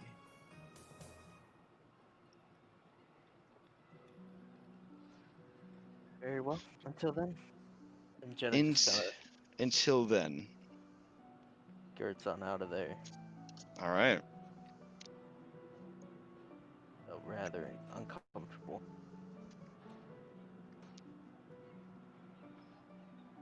As you're headed out, Davian, this one that remains cowled and masked and did not eat during the meal kind of turns in your direction and says to you, how's freedom treating you?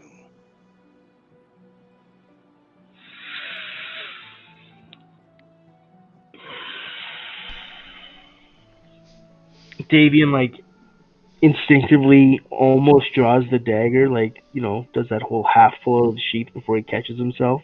Oof. And, Careful, Waterdeep's not a place for that sort of behavior. You wouldn't want me to call the guards. And as he says, call the guards, you have one of them, like, flashbacks where, like, you're escaping, and they're like, you hear people screaming for guards, and there's loud, like, magical alarms going off, and, like, other people who are escaping are like, oh, hold them off! And, like, you never saw those people again, and it's a whole deal. yeah. Yeah. Davian will kind of do one of them lovely grimace smiles, and he's just going to say, lucky for you, you find yourself within earshot of the guards. It won't always be so. No, I've killed enough monsters. I feel confident I could defend myself against one more. It is a great city, though, that a beast can just sit down with humans and enjoy a meal. This isn't even a pet-friendly cafe.